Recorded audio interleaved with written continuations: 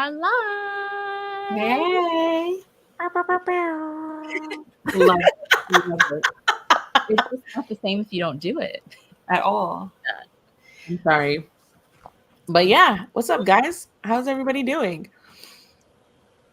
It's a struggle. It was a struggle to get here. It was a battle. It was. Honestly, it's not Black Pros if we don't have technical difficulties. But this time we got on early, so we were able to actually fix the difficulties before it was time to go live, which never happens. I'm going to speak a new blessing over us. 2025. Okay. That we don't have technical difficulties moving forward. I love this for us. I think that's a beautiful thing to manifest. Yep. Anyways. Yeah. I was like, do we want to give people time to come in? Because I have hilarious stories to share while we wait for people to come in. Okay. I want to hear these stories. One, why do I don't normally go to Sam's Club on Sundays. So Sam's Club opens at 10. And I guess they don't have the early bird thing. Why did I roll up to Sam's Club at 9:50? And there were a line of people sitting outside. A line. And I was like, is there something releasing at Sam's Club that I don't know about? And so I get out the car because obviously I'm nosy. And I go up there and I see this girl. And I was like, hey, what's going on? And she looked at me and she was like, nothing. We're just waiting for them to open. And I was like, but it's also really hot outside right now. It's the entrance was the sun was here. Club. So I turned back around and just went back to my car and turned back on my air conditioner and just watched them from my mirror because I was like, it can't be this serious to get into Sam's Club. It is. It is, girl, because my mom has a Sam's Club membership. And when I tell you, when I was rolling with her once, because I really wanted that discount, she was like, we have to be there. She was like, I have the early member pass. I'm an early, they let us in before they let in the regular members. I was like, for real? And she said, I am not a peasant. Well, you know what? I say that, but when I was a kid, my grandmother would spend over 2 hours in Sam's, and so she would literally take me and my older sister to Sam's. She'd, Sam's has the food. She'd get us pizza or something. We'd go get free food, and then we'd go sit in their furniture section and wait for her while she shopped, and we'd read books and chew. So, yeah, I'm like, oh my gosh. Granted, when I got in there and I had picked up the stuff that I need to pick up, I get over to the food area and I was like, ooh, I haven't had one of those super greasy Sam's Club pizzas in a long time. Maybe I should get one of those and an icy. That line for the food wrapped. It was all the way down by the bathroom and coming over there by the pharmacy. I was like, is the food here? What have I missed? Did the food quality shoot up? Apparently Sam's is the place to be. Apparently. I was like, okay, noted. Granted, I enjoyed looking at all of the Halloween stuff. I used to think when I got my house that I was going to be one of those people that decorated my yard. What happened? It never dropped below 85 degrees. What do you want me? You want me to be out there? I don't know, because when we came to your house in April, you had a boom walk up. To be fair, the rug is all you're going to get from me. Because I was looking at my house today because I was like, maybe this is the year I'm going to put up Christmas lights. And I thought about it. I was like, that would require you to have to get on a ladder. Don't you have to get those tall Home Depot ladders? Oh, no. I'm not paying. The small ladder is over $100-something. Oh, no. I'm not getting. No, ma'am. And then don't you have to work out the electrical and the wiring in a specific way? Well, it's not only that, but you're going to have to make sure that they stay hooked. So I have brick. So it's oh no, I'm not doing all that. Mm-mm. I am convinced that women literally get married just to have a man to put up Christmas lights every holiday season. That's such a random reason. Look, there's a list mentally. You know what? Ashley might be right. You know what mine is? What? Mine is I want a man so I don't got to learn how to grill. Okay, There's so to be clear, I love grilling. No. It's like an art form. Like I And have I a don't- cast The iron. girls who get it, and I don't get it. It's okay. That's so true. I got a cast iron indoor grill too. So Of course, your bougie ass does.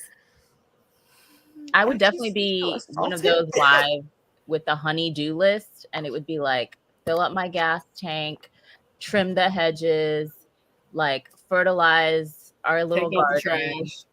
take out the Oh my trash, gosh. like take I my would car out to the love car all of those wash. things. It's like I can do all Just of a those full things, list. but somebody else doing it sounds amazing. See, I'm I just give you saying, credit. You're right. it's not a bad reason to get hitched. Right? Because I burn all meat, so I mean, Oh my gosh, seriously? okay, that's Like an grilling? that's an exaggeration. It's just not that. Like my dad's really good at grilling, and I'm just like, why would I do it? My baby sister just bought him a new grill, and I was just like, when he has the grill and he likes doing it, so I'll just call him and be like, I'll let you use $50 on my food card if you bring me barbecue. And he's like, oh, bet. Then he comes over, takes my food card, and that's it. That's hilarious. It's not a bad trade-off. It lives Not a down bad the street. trade-off. Like How would I do it? that's what I used to do in college. I used to let my neighbors, because me and my sister lived on the 3rd floor and all of our neighbors were men. And they would give us money to go grocery shopping to cook them food. Yeah. And so obviously me and my sister ate very well. Like Dang. I was like, well, okay, y'all. Because in my head, I'm like, it can't be this serious. But they would request things, and you would think they'd be requesting like crazy stuff. No, Yeah. it would be like baked chicken. I'd be like, sweetie, you know what? I'm not gonna tell you you can just put it in the oven because you paid for this, but it'll be ready at 4. Just come pick it up. It'll be ready at 4. It's like, yeah. It's like they'd be like, oh man, like I want some spaghetti and I want some fish. Bro, okay, bring the food. I'll cook it. My sister, what's for dinner? Well, they wanted this. Oh, I guess that's what we're eating. Yep. That is so funny. We had an empire in that house. Every time I think about that, I'm like, we used to lay down hair, wigs, cook food. Wow. So y'all never really needed to get like a job I had 2 jobs. and did all that? Don't ask me how I did these things. I don't know. Clearly, And I was was. in school to be an engineer. How? I didn't sleep. Like Believe it. my sister used to leave messages in the fridge. Fridge. On top of food, and it would be like, I know that you came to the house if you take this food.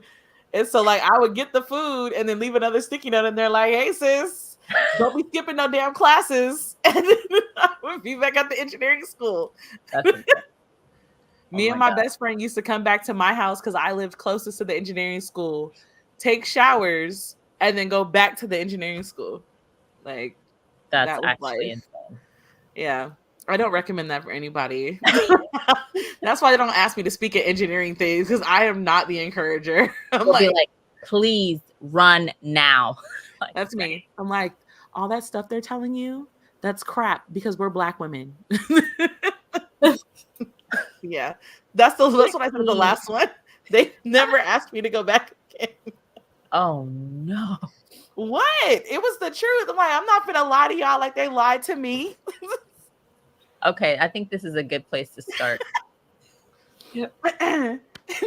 Hello, everyone. Welcome to Black Prose Club, where Black lives, Black books, and Black stories have always mattered. This is the Nekkid wrap-up book discussion. I am one of your hosts, Melanin Eclectic, aka Brittany.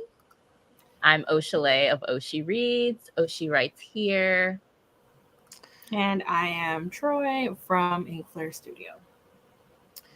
Yeah, okay. That reminds me, Troy, I was looking at our Instagram bio and I realized that we still had your old Instagram handle from like 12 Instagram handles ago. Oh, shoot, the shade. Jesus. You say that, but I've only had 2 Instagram handles. You're thinking about my YouTube. I've changed my YouTube. My old booktube, I've changed a lot. I'm just teasing you, but I was like, oh no, we need to update this. So remind me after we get off this live to update. I thought I think that's updated it. hilarious. I guess I didn't. I thought she did, but at this point, who knows? Because I've been slowly updating things too.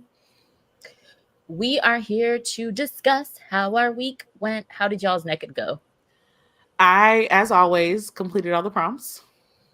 Look, when you sent that text message in the group chat saying that you had read 6 books, the way I wanted to just jump out the window at the time. Oh my gosh.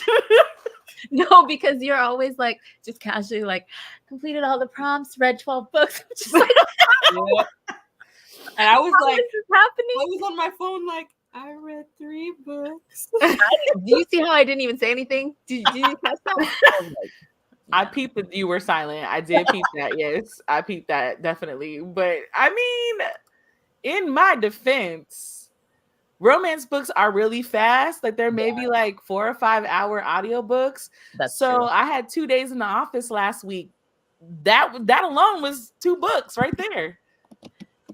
No, I definitely think that there's something about readathons, no matter how much I love them, that always reminds me of like required reading in school. And whenever we had required reading in school, I was definitely the kid that if I didn't want to read that particular book, I was looking at the Spark Notes the night before the test. Like, so I think it just triggers that part of me that's like very resistant.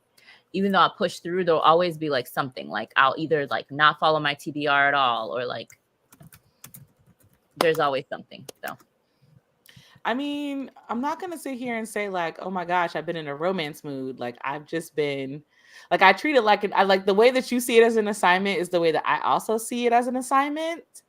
But we're opposite in the sense of like in my brain, it's like I need to get it done.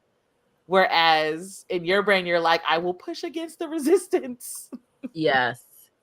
And I had a different experience where it was like in my head I wanted to read more, but then I was also like, okay, let's take a couple steps back, because what's going to happen is if I do aggressively read, all of a sudden for the next 2 months I'm not going to read anything. So, oh my gosh. And this is why we say in our advertising that this is a very casual, very chill readathon. The prompts are merely suggestions. If you do one, if you do all, if you do none, if you just do the group read, we don't care. As long as you're reading Black romance, we don't care. Okay, well, Oshley, I noticed that you still avoided it. How many prompts did you get through, sis? You didn't say anything. You must Yeah, not 'cause have you seen still my didn't say TikTok. anything. You must not have seen my TikTok on our TikTok, but Oh God, you changed TBRs again, didn't you? well, what I kind of thought would happen ended up happening, which is once I started the Sadiq series, I just read that and I didn't feel like reading anything else.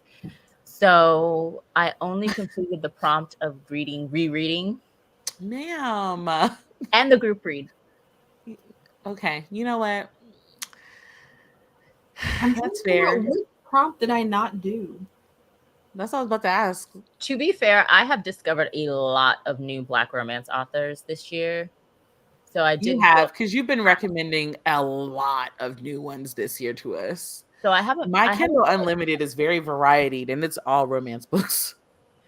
So I didn't feel as guilty about like not finding a new author, and I was struggling to find anywhere off of that list, because I have discovered like a lot of new authors this year. So that did make me feel like I kind of completed that prompt, but just not during the readathon. That's fair, I guess. What about you? I know we're not talking to me. We're talking to Troy. Oh, I was looking on my phone to see which book I did not read, and now I know I did not do the one where it's like a book people keep on asking you to read. I just didn't get to it, honestly, because which one was that? That was 7 Days in June. That was the only book that I think was like a full length like novel book. And I told myself, you know what, if I get through prompt 1 and 2 and the group read, I would get to it. And technically I did do those 3, but I just did not have the capacity to read another book, especially not the full length ones. I was just like, either I'm going to have to choose something else or I am just not going to do it. And then Saturday rolled around and I was like, I'm not going to do it. Oh, okay. And I just decided to reread 2 Love Sisters books. So there's that. It's hard when you start a series because I don't know about y'all, but like I just want to keep going with the series, wanna keep especially if going. all the books are available. So starting series during readathons can be kind of dangerous. Yeah, honestly, it was a bad idea on my part to do the Love Sisters because I love all 3 of them. To be fair, I feel the same way, but it just kind of prompted me to keep reading. Again, I'm actually in a reading mood right now. So readathons are within my favor. So it's like, yeah, like I read. What books did you read? So for prompt 1, remember that was Reinvention of the Rose. Mm-hmm. And so I read that series. Okay. Because that series is very quick. So I think I read that in like a day and a half because that was an audiobook. Okay. That was at work. And then I did prom number 2. Oh my gosh. Hold on, I have to look.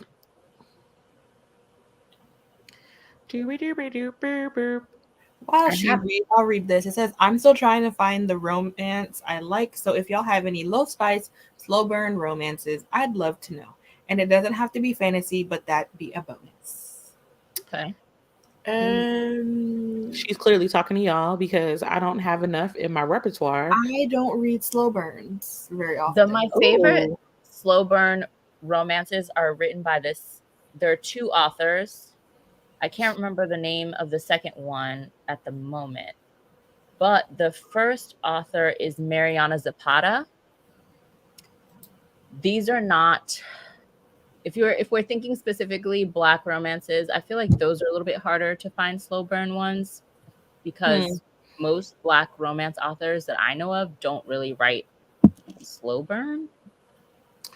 Like I just have not found. I don't read a lot of slow burns. I'm gonna say I haven't heard of any slow burns. Honestly, what's the definition of slow burn here? Just so we're all on one, because I've come to realize the definition. Yeah, slow burns are not the same. The good, like if you think about it, like low spice, slow burn makes sense because most slow burns are pretty low spice. Like 9 times out of 10, if there's some type of sex involved, then it's not going to be a slow burn and they're going to catch feelings pretty fast. But if it's low spice and then it's slow burn, it's like you're going to take a good minute. Like I'm probably thinking 3rd act, they'll finally get together and they'll finally confess their feelings to each other. But Black romances tend to not really be. They don't do that. The only author I could think of is Desiree, but then it was only one specific series with Desiree, and Desiree's books are wild. Like, yeah, they go pretty hard. You would be in for a wild ride, like as in like just wild. So I don't know, but there's only one Desiree series that I could think of that was even a slow burn, and I think it was the campus.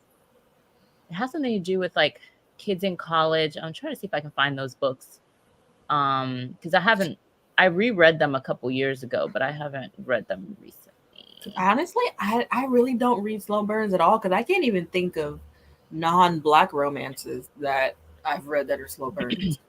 The non-Black romances, to me, Mariana Zapata is really good at the slow burn. And there's another author that I discovered recently, but I cannot remember her name right now. But we're talking about Black romance right now. So it's just, I just find that Black romance authors. We'll have one of those podcasts where it's like recommend me books. And we'll just have that where we just switch out books. Maybe if you're listening to this later, if you know slow burn, yes, this is it. It was the ATL books. Of course, it's one that Oshley mentioned already. And the slow burn was between like only one of the main characters. There was a lot of mess going on around them, like a lot of mess. But their relationship was pretty slow burn, and they took a really long time for them to like get together. But that's literally the only book that came to the top of my head, and I can't think of any other ones. I'll see if I can. Because even I want to say like Kennedy Ryan, but no. I don't think so. I think Kennedy Ryan just writes like longer novels. Yeah. Yeah. why it feel that way. So That makes sense. It could feel like it's a longer burn. You could feel like a slow burn, but it's really just more pages. Yeah. Because a slow burn is literally like there is nothing. There might be some sparks, there might be some push and pull, but there is nothing, not a kiss, not a maybe one kiss. Oh, it's like when you're watching that movie where it's the two people that they clearly like each other, but they've never like mentioned it. So you're always just like, oh my God, for the love of God, would y'all just kiss already? And Yes. it happens at the end. Yes. And there's a lot of buildup with like the friendship and the relationship and things going on behind the scenes. And there's like usually other things going on in the plot to keep you like motivated and engaged and invested. And then like right as you get towards the end, they get together. Like that's a slow burn. And I just don't find that Black romance typically unfolds in that way. I feel like no, go ahead, Troy.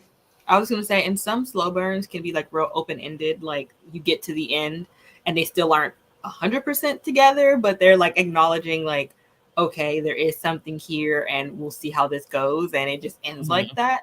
So it really just depends on what type of slow burn you're looking for, and it can, like Oshale said, it just can be pretty complicated to find in Black romance.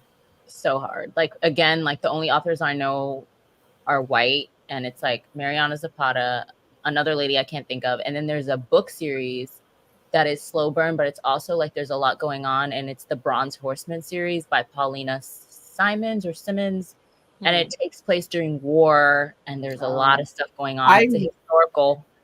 I will say, if you go to TikTok and just type in like slow burn back, why can't I speak? Black romances or any type of romances you want, there are a lot of people who have like lists and lists of books that like categorize that. So you could always try that. I would love to say that I would like Black Prose Club. Okay, so I remember at one point I was talking to Deja in DMs one day, and I was saying like our list has gotten so big. No, Deja, shoot, you're an OG. If you want to look for a book, we're gonna find you a book. I literally just searched slow burn Black romance on TikTok, nothing. Dang. Then Black romance slow. I'm gonna try to switch it around. Well, while Oshale is searching, I was saying that we at some point, so to make our list, something that could be used as like a continual reference. One, I'm gonna put it as a highlight on our Instagram so that it's a constant referral thing. But I want to redo the list for next year where it has authors based on like Black authors based on genre of romance or spice level. But then I was like, we need a cohesive way to describe the spice level. Like, do we create our own rubric? Is there a rubric that already exists? And it get too complicated for me, and that's when I like backed out. Love Under Contract by Nina High. That's on Kindle Unlimited because some reason it's in my Kindle, which means I think my sister's on my Kindle account. Really? Yeah, because I was looking at my Kindle this morning and it was like, oh, new book. I'm like, I ain't even been on Amazon. Like, oh, this girl has a whole video about it. Yeah, that's how I figured. What's her name? So I can put it in the chat. Okay, let me see. TikTok coming through. Honestly, deleting that app is going to be such a sad moment for me because the resources. Why are you deleting it? Eventually, the U.S. government is going to succeed in getting rid of TikTok, y'all. I don't think so. I just don't think y'all understand the level of fake security risk that they've made for it. Oh, really? Yeah. Well, I'm gonna live in Delulu land until that day comes. I know I'm trying to figure out what book she's talking about, and she's literally just holding them up, and I'm like, "What are you talking about?"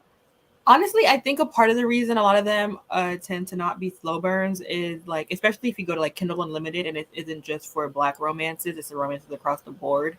When you do Kindle Unlimited, a lot of them can be like books that don't go past like 200 to 300 pages, and I think once you get to that aspect of it, there does need to be a bit of a quickness to them. So yeah, if you want to give a complete story, if a book is 300 pages or less, then in the first 5 chapters, they kind of have to figure something out, get together, or have some type of angst in it. But when they're full length novels, and I think it's a little bit easier to make it slow burn because again, you have more time to do it. That's why Oshale said Kennedy Ryan, who writes longer novels.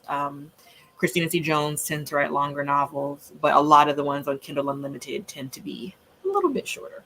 I just realized What? that this is an author and she's promoting her own books.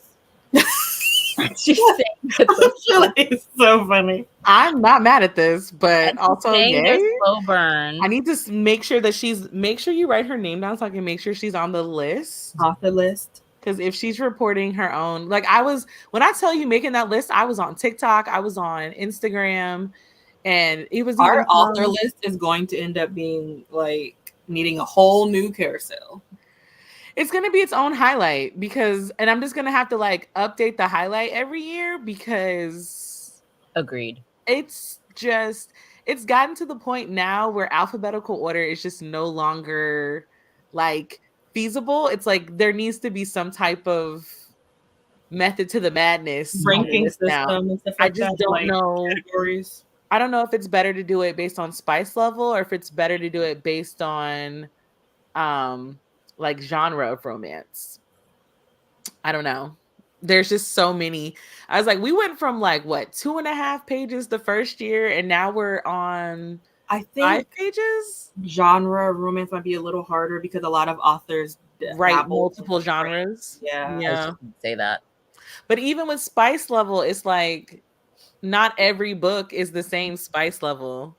Also, I feel like people interpret spice level differently. Like what might be like a 3-star for me could be like a 5-star for someone else. Right. That's why I said I was like, maybe someone else is like, oh my god. Maybe Black Prose Club needs their own spice rubric because like I cannot think of a way to make this list. Like having the names is fantastic. But if I want it to be something that is like a very useful resource, like I want it to offer more than just the name. So it's just like I have no idea how to make We'll have to think about it. Yeah. We'll have to think Honestly, one of the books I read for this readathon was kind of like that. The replacements, the reviews kept on saying, oh, like spice level super high, yada yada yada. And I was like, oh, okay. Like for me, spice is I'll take it or leave it. I don't really care. But I didn't really care about it. And when I got to the scenes, I was just like, okay. Like it wasn't like super high like people were saying it was. Either that or I'm nasty as hell. I don't know. Okay. I feel like there's levels to romance. And like if you are someone who reads dark romance regularly, a 3 for you is definitely going to be someone's 5.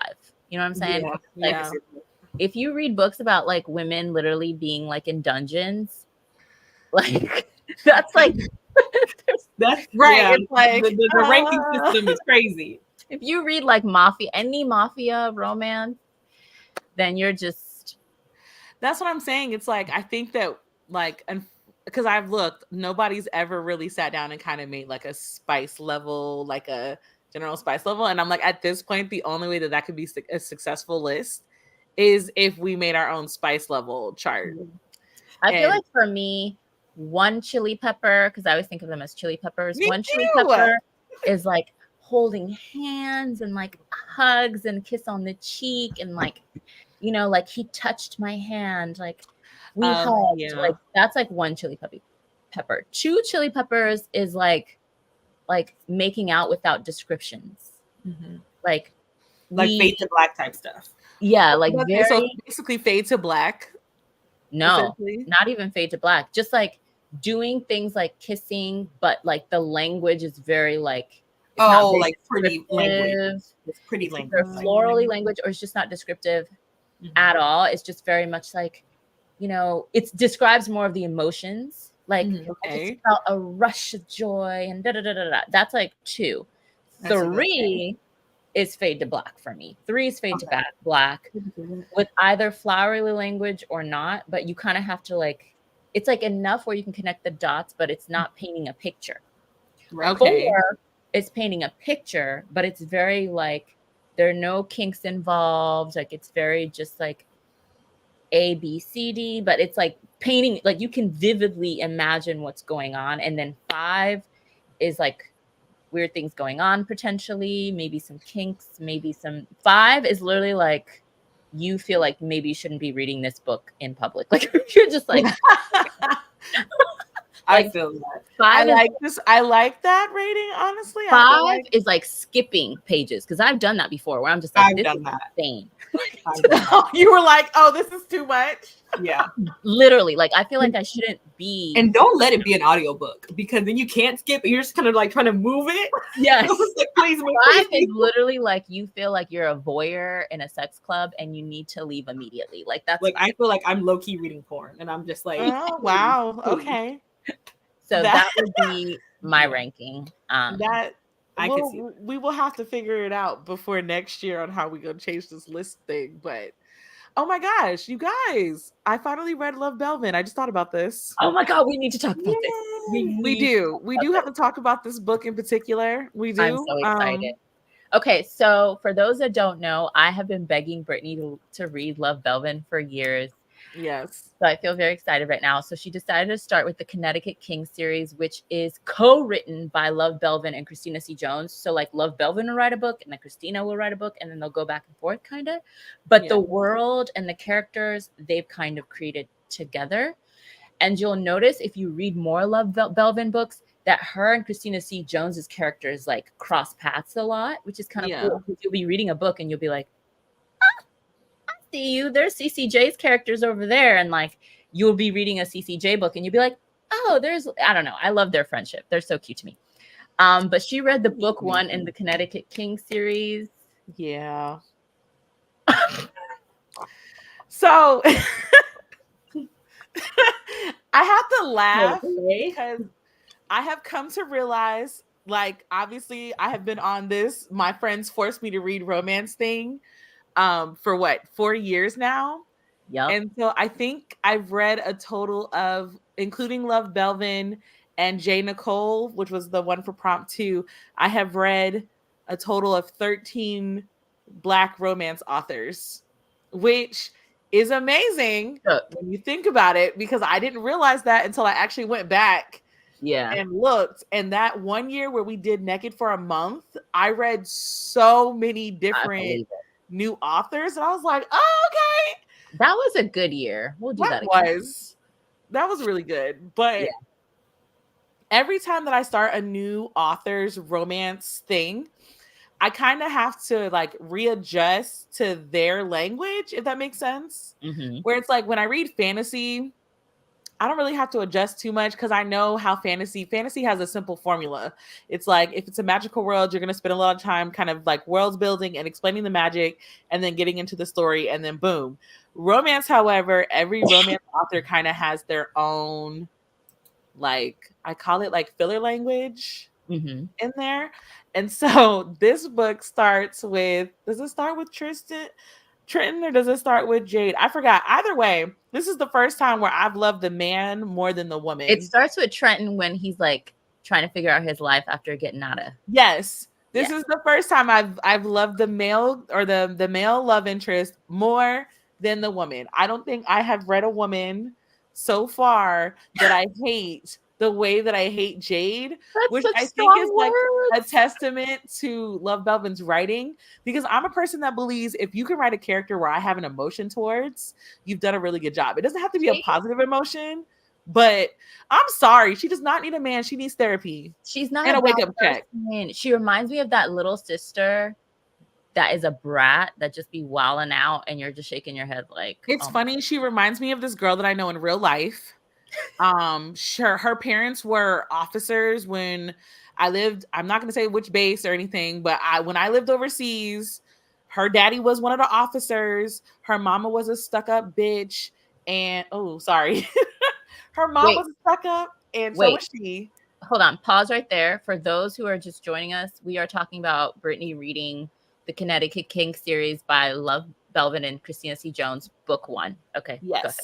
So that girl was, when I tell you she was entitled, she was spoiled, she took like, it was like, oh my gosh, I can't believe all this. Like now that we're adults, she's got like 4 kids by like 4 different baby daddies, which is not a problem. The problem with her is she be online creating GoFundMe's because her life is just so bad. When really all she has to do is just go home and like ask for help from her parents. And that's how I feel with Jade. That's how I feel with Jade. That is such an extreme example to compare. It is, but it's not though, because Jade, everything that's happened to Jade is what it is. I don't care. Everything that happened to Jade, she did to herself. And she over here asking for a pity party, and it's like, go to therapy. I feel like I need to reread it because I don't remember. I have to see if you were talking about the first book. Jade is definitely a character that is very hard to love, but there are other books that include her. There's one, I believe there are 3 books in total that focus on Jade and Trenton as a couple. Oh yeah, and like, I do look forward to reading more about them. But no, she just, because like, for example, he takes ownership of the stuff that happens in his life and like the decisions that he's made, right? In the very same chapter, she'll be like, everything is just so hard for me. I'm just working so hard and nothing's working for me. It's like, but Jade, what actually have you done, sis? Like you haven't actually done anything. In fact, the only thing that you've done is ignored that man's boundaries and jumped his bones. That's the only thing you've done. And now you feel like all you have to offer is vagina. Like when I tell you, I was like, Jade, stand up. Please, stand up. I've learned over the years of reading romance that I like bratty ass characters. Excuse my language. Is she bratty or is she just terrible? I mean, she's a brat. She's a brat. She's a brat. She's not terrible. Say, okay, she is a brat, but like, it was just what I think. I think it's because the contrast between the two of them, like they're very much alike, but then the contrast between them is so strong. It's like he's had a couple years to reflect. She just out here living her best life and just, riding by the seat of her pants and seeing where it goes. Like, I will say this. I 100% agree with you. And like when you would be in the group chat, like putting in your like your thoughts, I would literally be dying. I guess for me, you if you choose to continue on with the series, you'll like her a little bit better as the series goes on. But I liked the idea that like you don't have to be this perfect healed person to be deserving of love, and you don't have to be this like paragon of a woman who's just like so good. That is true.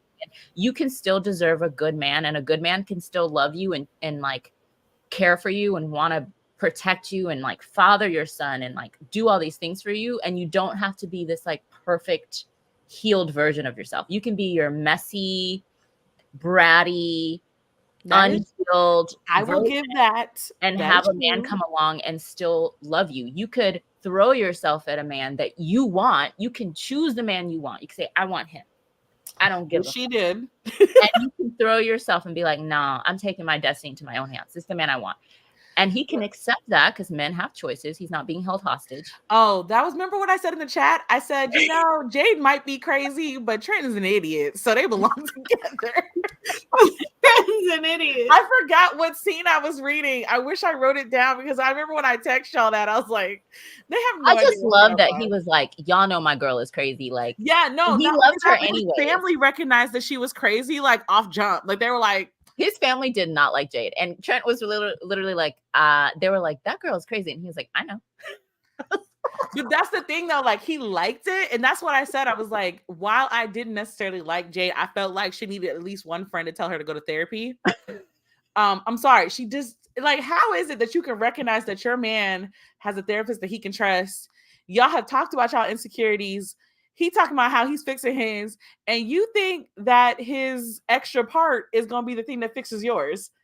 Like, yes, you're flawed. Yes, neither one of you are perfect.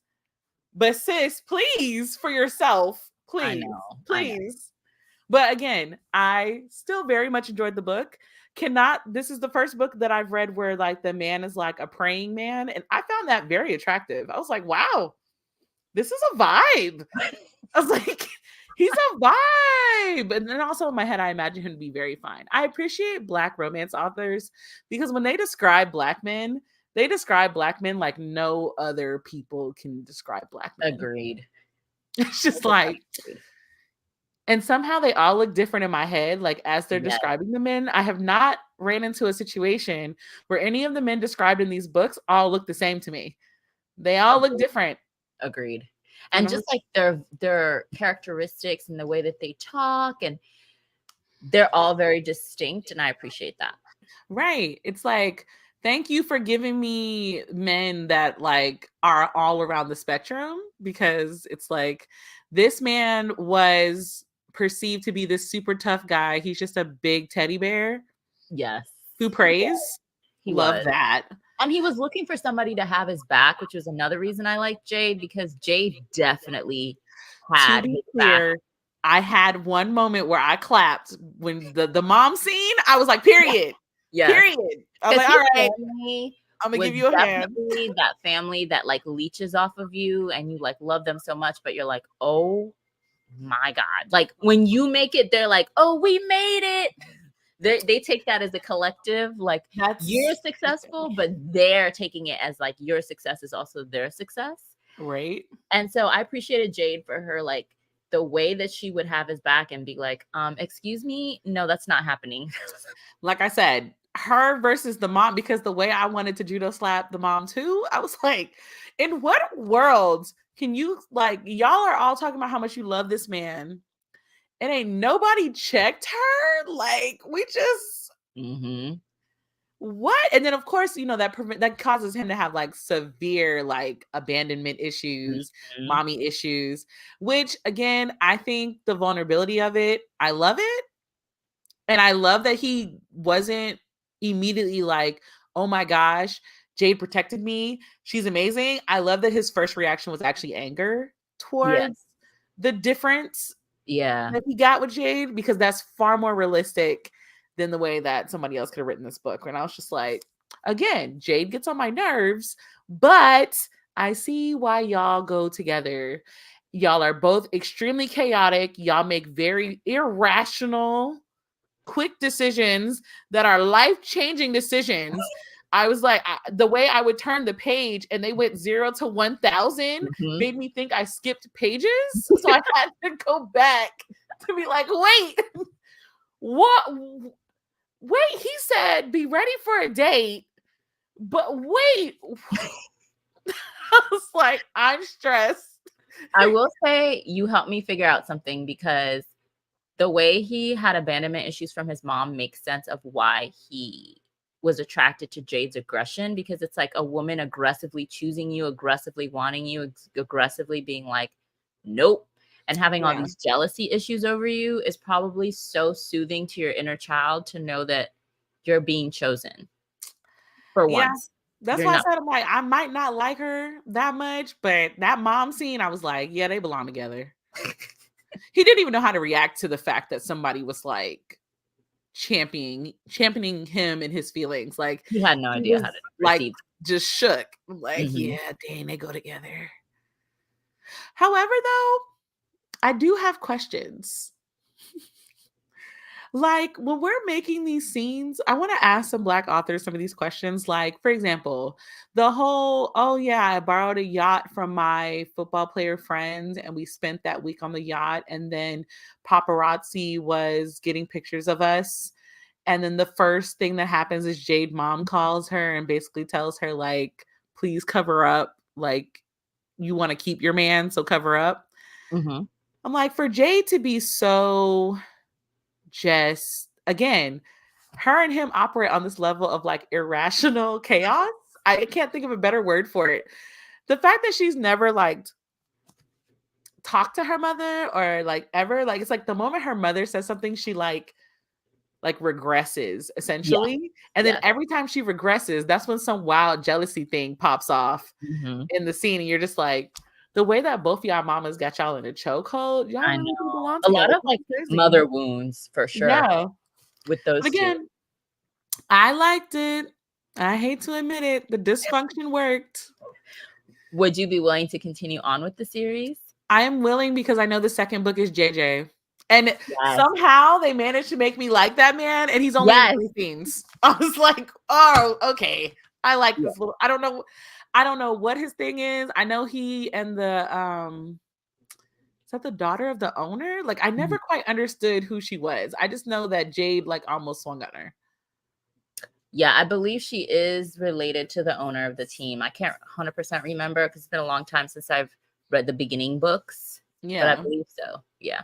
Yeah, I'm willing to read it again because it's JJ. And I was like, how did you manage to?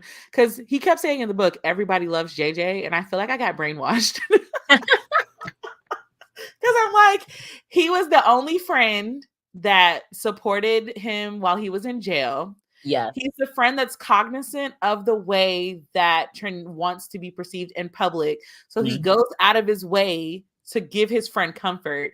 He treats Jade the way that Trenton would expect his girl to be treated. Like, he just automatically jumped into like homeboy mode and was like the best homeboy. I was like, I feel like one of the best things about the series to me is just like the male friendships. Because yes, we're always looking for like female friendships in romance, and like I loved the male friendships in this series because they are all teammates and they all play for the same football team, and it's just kind of nice to see like that male mentorship. Because as you go on in the series, obviously the Connecticut Kings as a football team, they get older and they have more seasons, and it's interesting to watch like Trenton become like not a rookie anymore. He's not technically a rookie, but he's coming back after mess. So it's interesting to watch him become like an elder and him like kind of take like the younger guys that come into the series under his wing and like mentor them. I don't know. It's just cool. I love seeing stuff like that. Like men loving each other, having a community, mentorship, especially Black men. Like, I love to see it. Yeah. I can definitely say I was like, again, sometimes what makes these books is not always like the romance is good, but it's sometimes like the just like the way that they all communicate together. I'm like, oh, this feels very Black. I love it. I'll be And interested what to I see how you feel about the rest of the series because I never went past the first one. So the series is so good. Like, the combination of Love Belvin and Christina C. Jones to me is perfect because Love Belvin's characters are very real, raw. Like, they come across like real people. Like, you would know these people. And Christina C. Jones's characters are so dynamic and like aspirational in a way. I don't know. Like, the combination of the two of them to me is like chef's kiss. I love this series. So I will be continuing, so I will let you know. yes. But yeah, for those who just came in, we were talking about Love in the Red Zone by Love Belvin. It's book 1 of the Connecticut King series. I think there's what, 10 books in the series? 10 right now, I think, or the ninth, either the 9th or 10th one. Christina just wrote the most recent one that just came out. I'm saving it for a rainy day, but I feel like, okay, so you read that. I kind of want to hear about the rest of what you read, and just like, yeah, you read 6 books. Oh, okay. Yeah. So obviously the three of them was the Rose books from Christina C. Jones. So Reinvention of the Rose.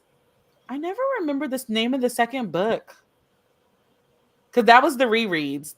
Because I read one and then I kind of forgot what the second one was about. So obviously, if Christina C. Jones ever hears my plea, it would make a fantastic TV show. Like, it would be such a good limited series, like Alias type vibes. Yeah, but better, way better. So Reinvention of the Rose is the first book. So the premise of these books stems from this idea that there were roses and thorns in some type of like top secret spy agency where they operated out of this place called the Garden. But one of the roses named Alicia kind of just ripped that whole thing to the ground. And now all of the roses and thorns are trying to acclimate into regular everyday life. And she's written a couple of different books. Like, there's a motorcycle series that talks about some of the thorns and how they acclimated into life. And then it's the Reinvention of the Rose That Got Away, and The Unbroken Rose. Okay, yeah. Those are the 3 books. So the first 2 are romance books, and then the third one is a Rose that's still very much active duty. She's not a Rose, but she's still operating in like spy security, that kind of stuff. It tickles my fancy for multiple reasons. Yes, the romances are really cute. The first one is Tempest, and she moves to a new town the Heights. She moves to a new town. She's trying to figure out what she wants to do with her life because her whole life she's been like trained to be a spy since like a child, essentially, like an assassin since a child. And she meets this super fine. This guy, I tried to find a picture of the guy that I imagine in my head when I read this one. But yeah, he's like a sexy dreadhead who does tattoos, and he's clearly an artist because he can draw. It just caters to all of the things I would love to see in real life. Yeah. But so Deja asked, what was your favorite that you read? Oh. Okay, wait. I'm trying to go through the list. Okay, so you read those 3 books. You read the Love Belvin books. What were the other 2? I read the new. So for prompt 2, the prompt was you go to your favorite author on the list. I chose Alexandra House as my favorite author, and then I went 5 down, and that one was Jael J. Okay. So I read From Come Over to Come Home. I liked it. I don't know. I have to think about that one a little bit more to come back and tell y'all that one. So that was what? 4? No, 5. that was 5. So the 6th one was our group read. Okay. My favorite book was the Connecticut Kings one because I had more. It gave me a lot of comments. Like we could never show y'all our group chat, but just know it was an enjoyable read. It took you through an emotional journey. It did. I can't wait until you have grown up and have grown up in Love Belvin Land. In Love Belvin Land, you have grown up from being right now you're a toddler. And I can't wait until you reach 18 and then you can graduate into like the Covenant series with Ezra. He's the BDSM pastor. You can graduate to like. Oh my gosh. Thank you for reminding me. I want you to know that because you told me that Ezra was a BDSM pastor, every time he was in a scene, and I'm like, this man got a wife and kids, and he the BDSM pastor? Like, there's a lot to unravel here. Then there's the Sadiq series, which is actually like tells a story of like a mafia type Black family. Ew, like, which fun. Is the series I reread during this readathon. I'll go last. I'm curious to hear Troy's stuff, but I just can't wait because that's when I'll be like, look at her. Look at me. I've grown, written the romances. But yeah, while Troy talks about hers, I have to run downstairs real quick because my doorbell just rang. Got it. I think Brittany graduating to your level of romance might be a lot, but just graduating in like Love Belvin universe. Yeah, I get you. Okay, so the 3 books I read was, of course, our group read, The Last Sad Love Song. I'm realizing I actually read 4 books. I thought it was 3, but like I said, I did end up rereading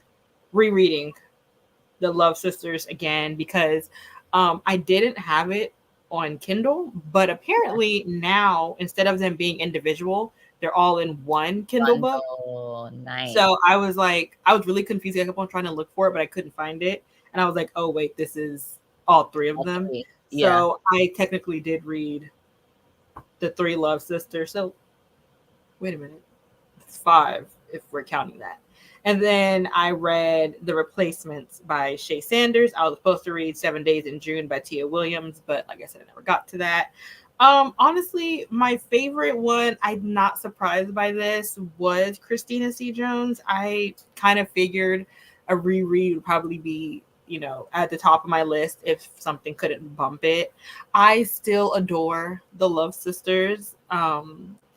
And I can never remember which one my favorite was. I want to say it was Gemma's story that was always my favorite, probably because it was the first one I read. Okay. I enjoyed it, still a fave. What happened in her story again? Gemma was the one with Levi, and I'm pretty sure, it was Joya, Gemma, and Jacqueline. Yeah, they had Jamie. I think I might love you. I think I might need you one. Oh, that's right. Yeah. Look at me knowing things. I know, girl. Great. You got this. And I love Gemma's story just because I'm pretty sure Levi was like an artist or something.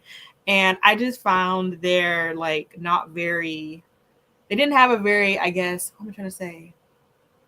Traditional relationship, and I love them. So they're always my favorite. I read it. It was good.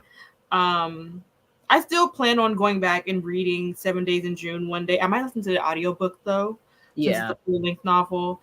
The Replacements by Shay Sanders. What was that about? Basically, it was I've read about Shay Sanders before. a woman who she finds out her husband is cheating on her. So she's like, you know what?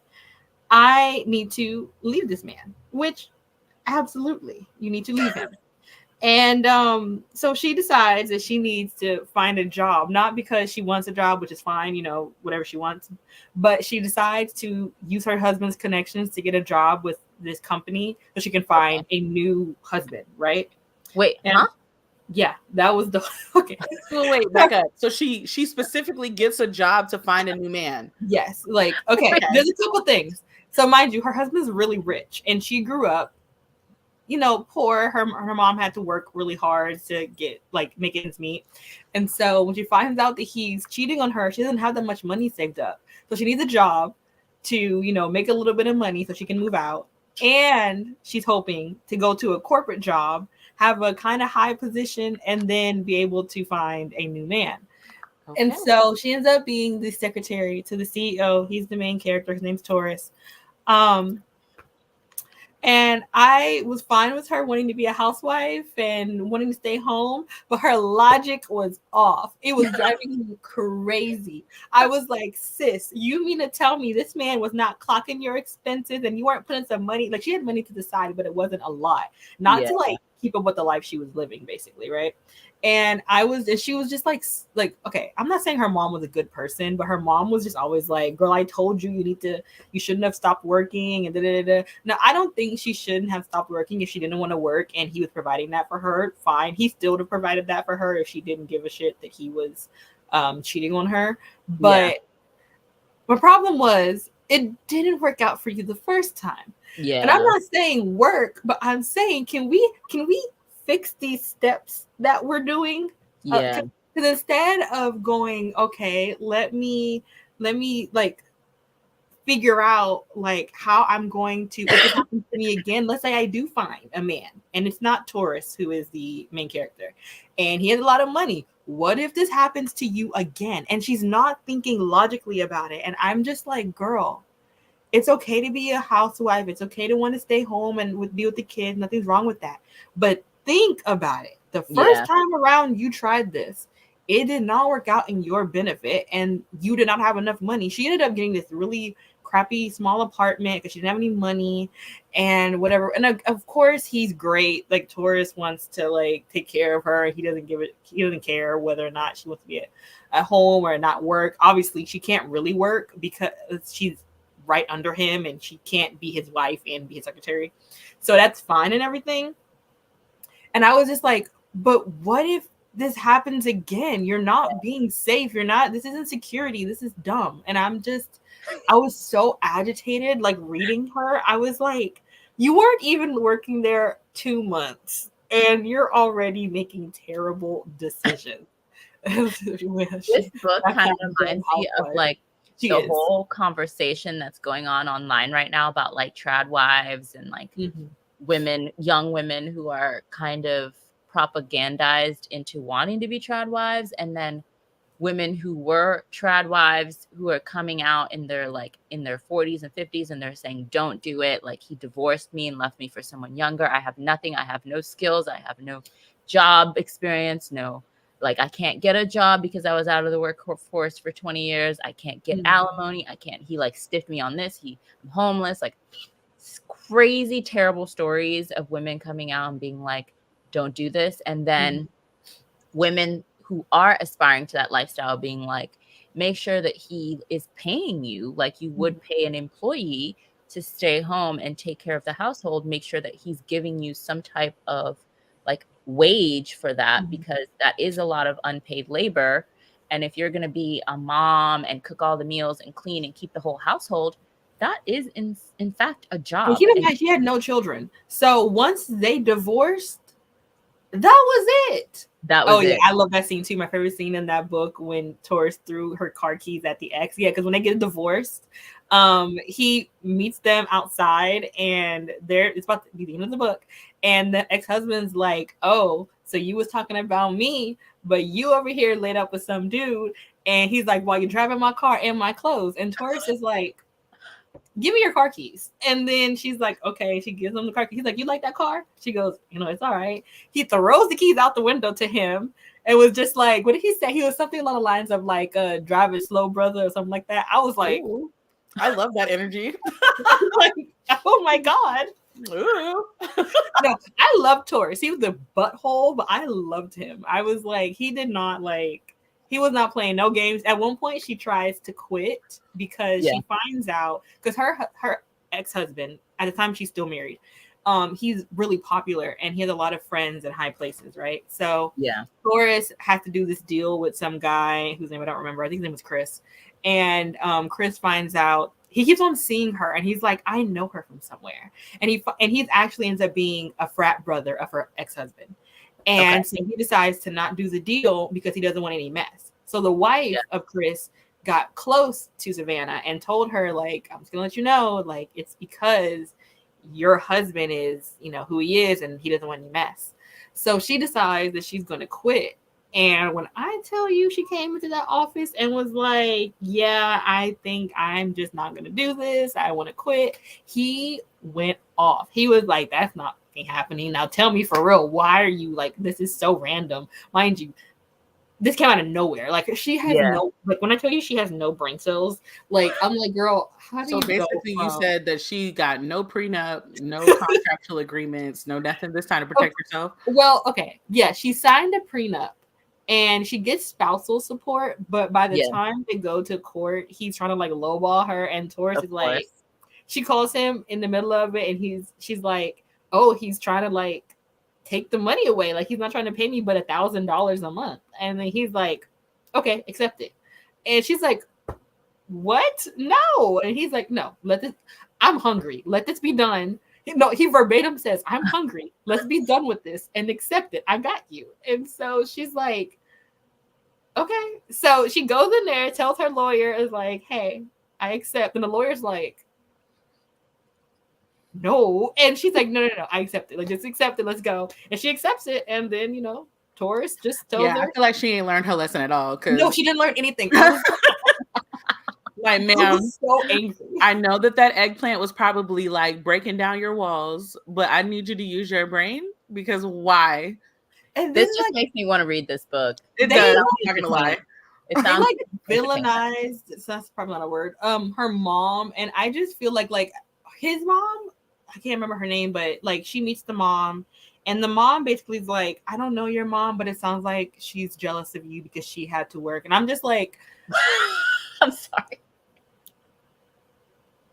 I was like, or she had to work like most people. I was like, or she's just worried that you're gonna fall on your ass again. I was like, how many months was it between like leaving her husband and that conversation? If it's a Tuesday, she finds out her husband's cheating on her. Friday, she's working under Taurus. And I'm like, bruh. She's the definition of just get a new man, and like, is like, get a new one. Like, I was just of her being like, just get a new one. I was like, you know what? Normally books, when there's a problem, the problem is solved and there's a lesson to be learned. There was a problem, and then another one, and then another one, and there was no resolvement. And then, wait, this is really funny because she wanted children, right? And they had not had kids. So Taurus asks her, like, did you, because he has one. He has one daughter who's like 7 or 8. And she doesn't even really like him all that much. But she says he's boring, and he is, because he's a hard ass. And so they're out with the daughter, and he's like, you didn't want kids? And she was like, I did. We tried, couldn't happen. We went to the doctor, and I'm fine. He goes, damn, the nigga shooting blanks. I was like, okay, so number one, I'm trying not to love him, but he sounds so like chaotically wonderful. Only redeeming quality. I might have to read this book just for one. He's so funny. I'm just like, this man is so unserious. Like, then no, my favorite scene Oh my God. is after the guy Chris says they're not gonna do it and she tries to quit and he blows that out the water. Like he's like not happening. Towards the end, Chris turns around and he's like, no, I need to do this deal with him, right?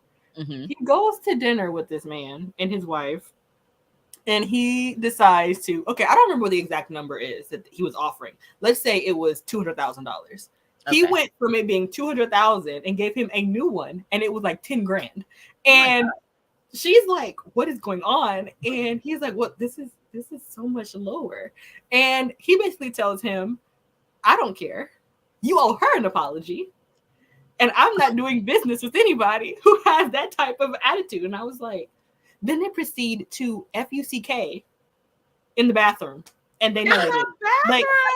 Like literally, he gets up, goes to the bathroom, texts her, and it's just like, make your way over here. Wait. She gets up. And they try to discreetly go back to the table. But Chris and his wife are like they know what they're doing. So basically, he had like a big man moment. It was like, come here. And she said, okay. Well, you know what? He had a big man moment. She was like, okay. And then she was texting him like nasty stuff.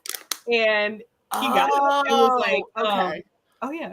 Oh my God, yes. He paid the lady next to them on the flight to put her headphones on loud so he could. And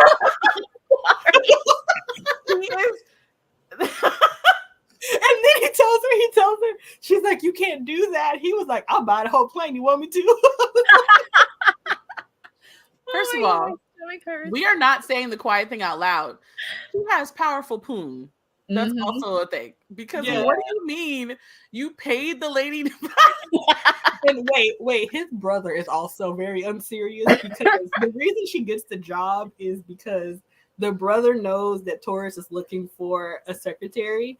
And so when her ex-husband is like looking around for her a job, he asks the brother, and the brother's like, oh, okay. And so Taurus calls after her interview, and he's just like, why did you send your friend's wife here? And he goes, she's still fine as hell. I was like, you are so unserious. And he was not just sending her in because she was fine.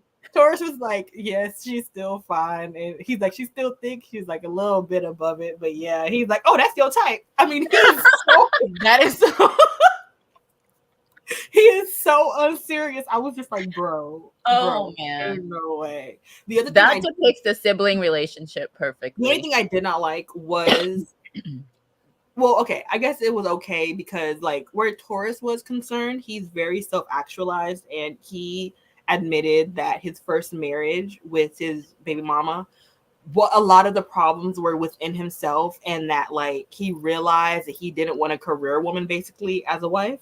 And his wife was a career woman. Like she would always come home and be like, oh my God, like I got this, like I did this, I did that, like my job. And he just did not like it. He wasn't trying to be mean, but he didn't care.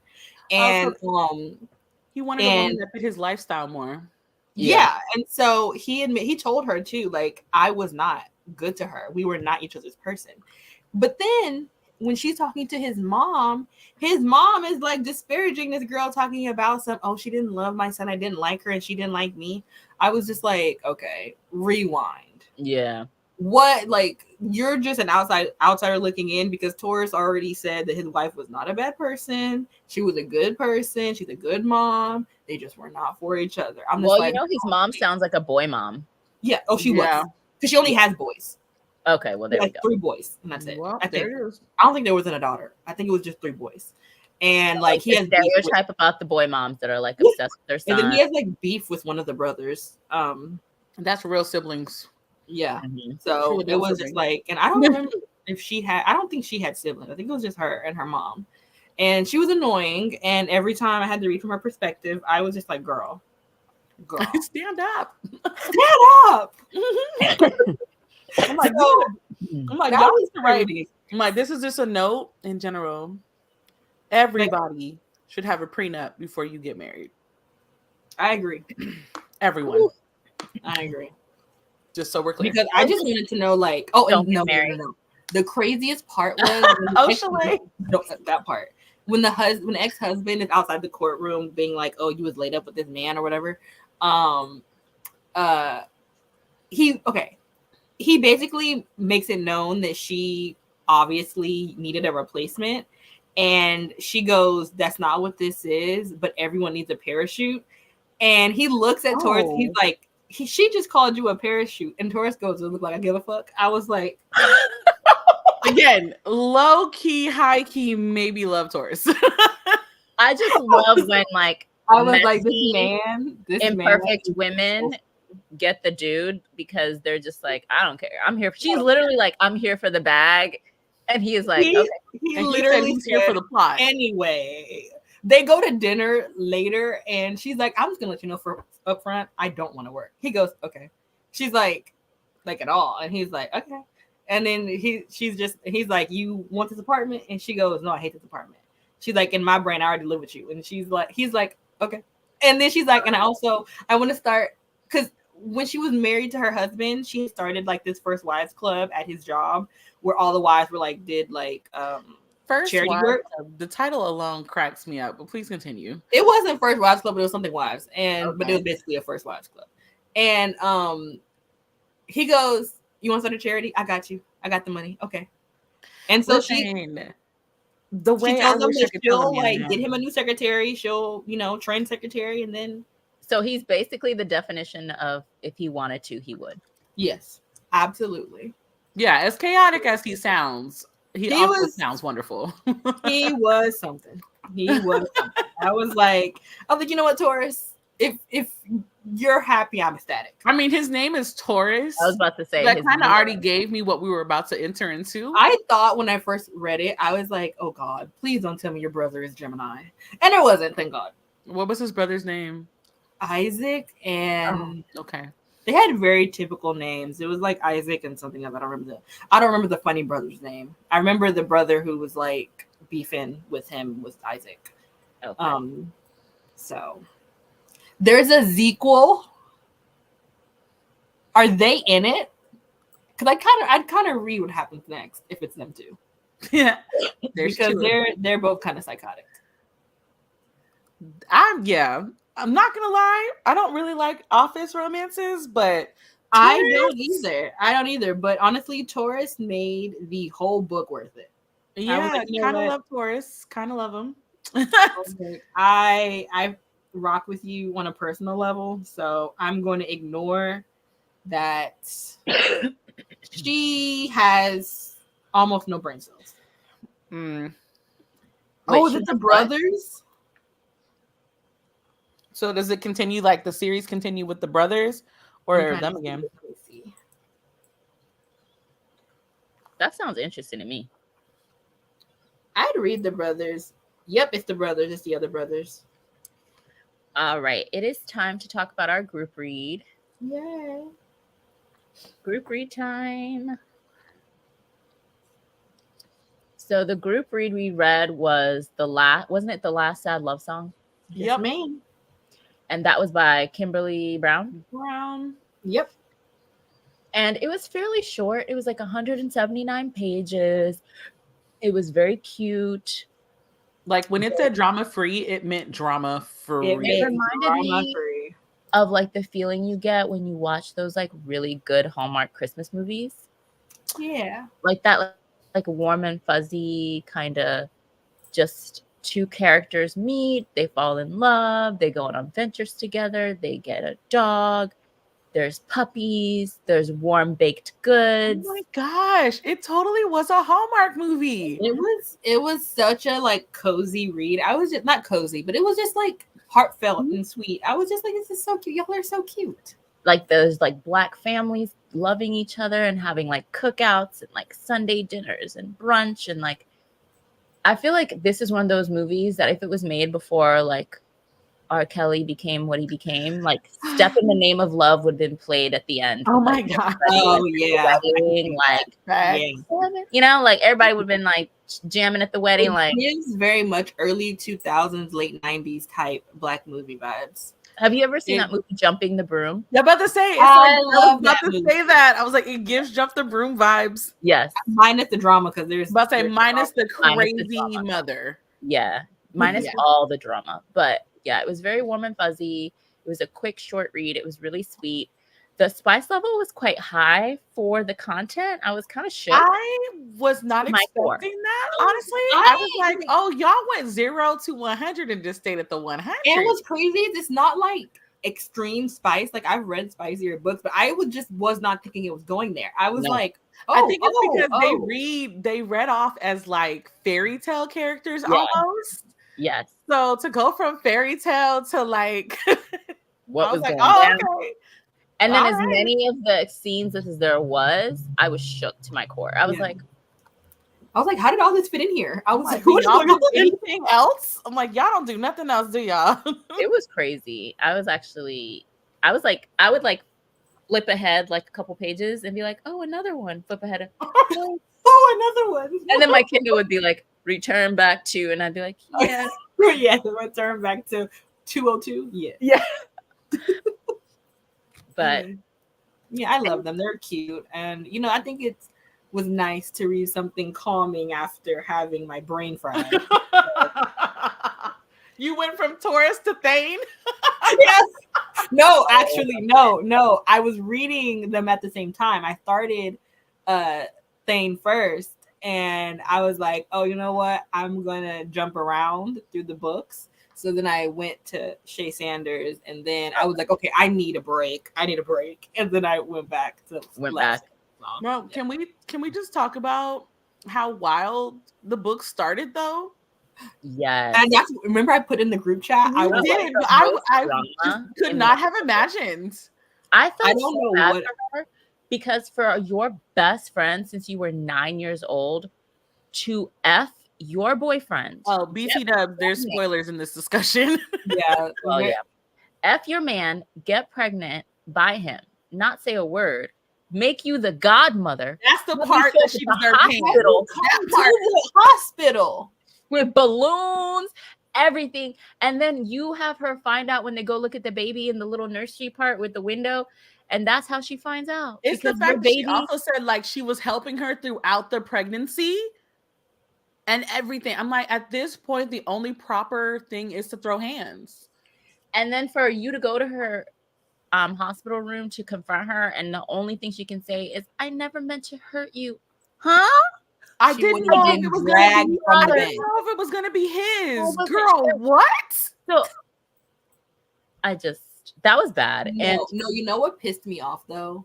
What? When they meet and she accidentally bumps into him at the gas station and he's like, oh, she misses you and Mo. I said, please take the baby from him. And listen, the way that I was like, that man holding that baby might have saved his life, because I would have mollywopped him. For him to go into her face talking about some, I just need you to forgive us. That was diabolical. Mo. But also, I'm going to marry her and give her a proper What? That was diabolical on every level. I was like, I want you to get into a car accident when your child is in the car. To me, you know what I thought about after I read that scene? I like imagined myself there and what I would have said. And I kid you not, what came to me, I was actually a little scared of myself. What came to me if I had been there in that situation is I said, I hope you and her die in a house fire and get burnt to a crisp while your baby's at his grandma's house because he's innocent. And then I hope somebody breaks into the cemetery or the little wherever, steals y'all's ashes and pours them down the sewer. Oh my God. What in the Sagittarius hell? Yeah. So enraged. Jesus. Okay, so I have to admit, I have to go on camera. I'm eating my food. I have to admit, I did not have those level of thoughts with the ex-fiance. I had those thoughts when that heifer made a birthday cake order under that pseudo name and then had the audacity to show up to pick it up. But also, like, why wouldn't you hire someone to go pick it up? You were supposed to send your third cousin that nobody knows who that is. It was a birthday cake for the affair baby. You know what? Like, she is so much better than me because not only would that cake would have been destroyed. would have been put down her face, Yep. I would I have just want you dragged to her know, I ass would have from one refunded. side Like, to the other. my grandma would have came in the back, told me that, I would have immediately gone to look for her order, refunded her order, bought the cake out, and proceeded to drown her in it. Just Just like those horrible husbands do in those weddings when they smash yes. into their Yep. brides. The thing is, though, she hadn't even paid for it because remember, she's talking and she's like, "I miss you, hey, Callie," and she's like, your total is $57. Like, so she hadn't even. She had already no. She put a deposit down. That's what I was saying. I was like, she would have got the deposit back. I would have turned the. Ooh. I would have walked out with the cake, either smushed her face in it or looked at her and turned the cake upside down and let it go straight to the floor. That was insane. You made me make the cake for the affair baby that you had with my fiance's first birthday. That's insane. And you thought that that was the time to try to come ask me for forgiveness? I know. Also, like, what does saying "we never meant to hurt you" do if you did it anyway? And then remember, the fiance admitted that it was more than one time. Yes. So it was like, and multiple women. Just multiple women. Oh, but that read where she was like, you were literally just one of the women he was sleeping with. You're not special. I was like, read her. Read her. I know. I kind of wish we had gotten to revisit those characters. Like the way I really wanted them to bump into each other when she was all booed up with her new man. And like, I wanted them to be like pushing the stroller down the street together. Yes. I wanted that scene so badly. I was like, oh, this story is like one of those bigger people type stories. I know. It kind of pissed me off. I was like, really? We're rising above? Because my thing is like, be mad at the fiance, but I'm throwing hands at my best friend of 9 years. You're catching this whooping. 1,000%. I was like, oh, we're going to Michelle Obama this. Okay. I was like, yeah. I don't know what the opposite of Michelle Obama is, but I wanted that. Right? We're going high. All right, I guess. Like taking the high road. I found it funny that she went from wallowing, listening to her sad song playlist, to her friend pulling her out of bed for a photo shoot. I know. And then after that, all she smelled was stain. Yeah, I know. It was like she got one whiff and like could not come up for air. Oh my God. Can we talk about that lady at the school that was coming on to yes. I was like, this woman is unhinged. Is everything okay? First of all, let me see if I can describe her correctly because I bet you we all think of her the same way in this book. Yeah. So Thane St. Thomas is a handsome bachelor, also the headmaster of this bougie private school. Yeah.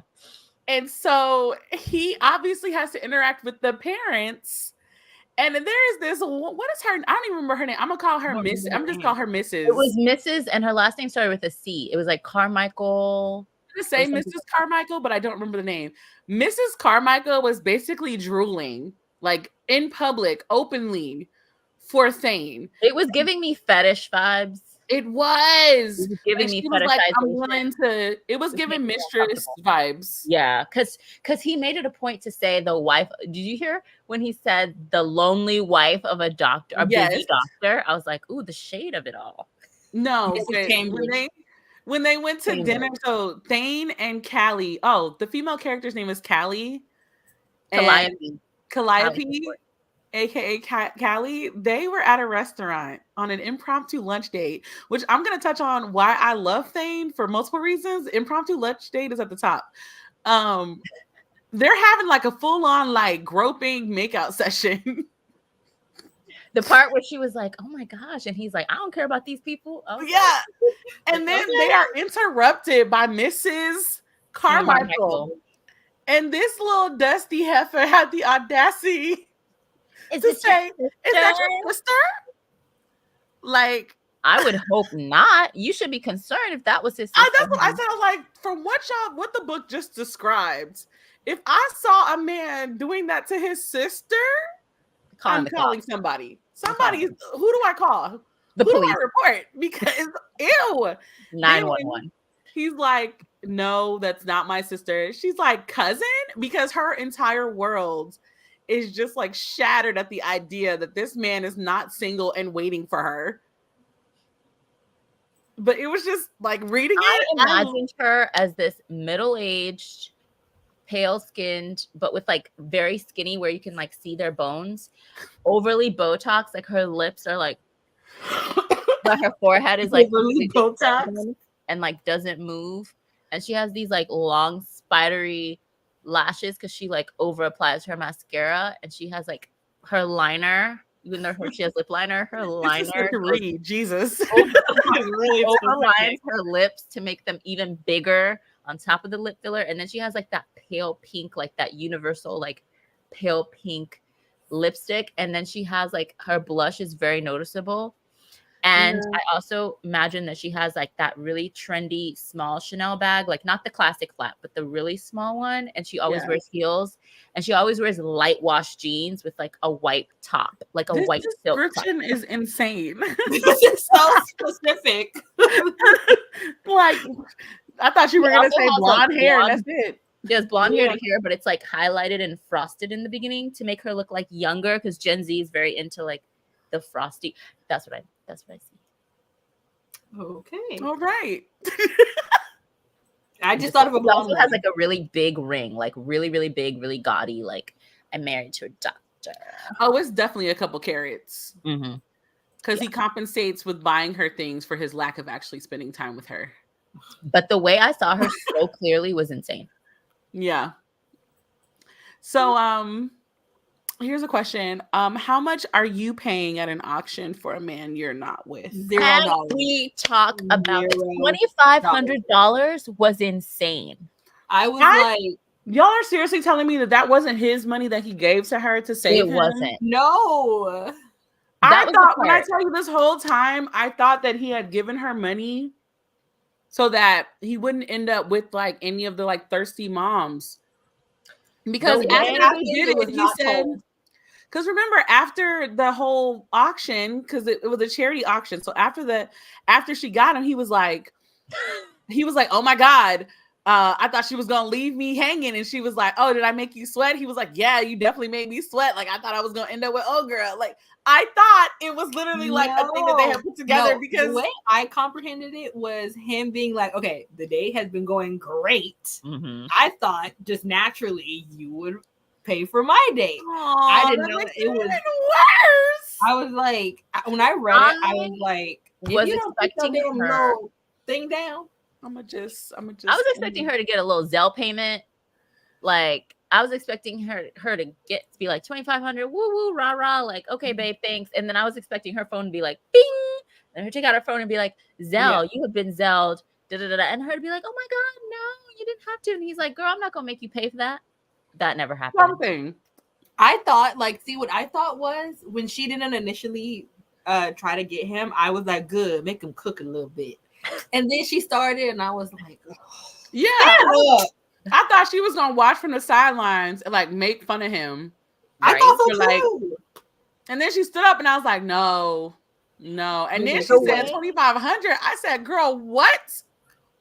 I said it's gonna be the best damn date you've ever been on. I don't know any woman in my personal circle that would have done that, and I'm proud to say that. That is unhinged. Like, that's just we draw the line at buying people. Oh, that's insane. Charity or not. Like, if that's not my husband or my boyfriend or my fiance. But you know what? I should have known, because I mean, love her to death. She, okay, but she was fumbling her words when she first met him. She was blushing and giggling and kicking her feet, and I was like, girl, play. I was like, stand up, please. Stand up, please. Yeah, it was very much giving like swoon, like in my head, that man is fine. Like 17 again level fine. Yeah. Oh, 1,000. That man is regal looking. He got the salt and pepper beard. Yes, all of that. But I would have watched him get auctioned. Oh, 1,000%. And I would have made fun of him when he left. Like, I would have been cracking up. Yeah, I would have been making we would have had a whole cackle, because I would have looked at him and said, if you thought I was paying for you to be interested in me, You're Delulu. You're insane. Literally, the minute he would have sat down back with me, I'd have been like, "Looks like you got a winner," and that would have been it. Yep. I would not. I would have watched him leave with her for their date and been like, "Stay safe out there." Yeah. Yeah, I was like, and then especially because keep in mind, like when they first meet at the photo shoot, and like he doesn't ask her for her number or anything, and she even tells her friend, like, "Oh, he didn't ask me for anything, so obviously he wasn't feeling it that hard, baby."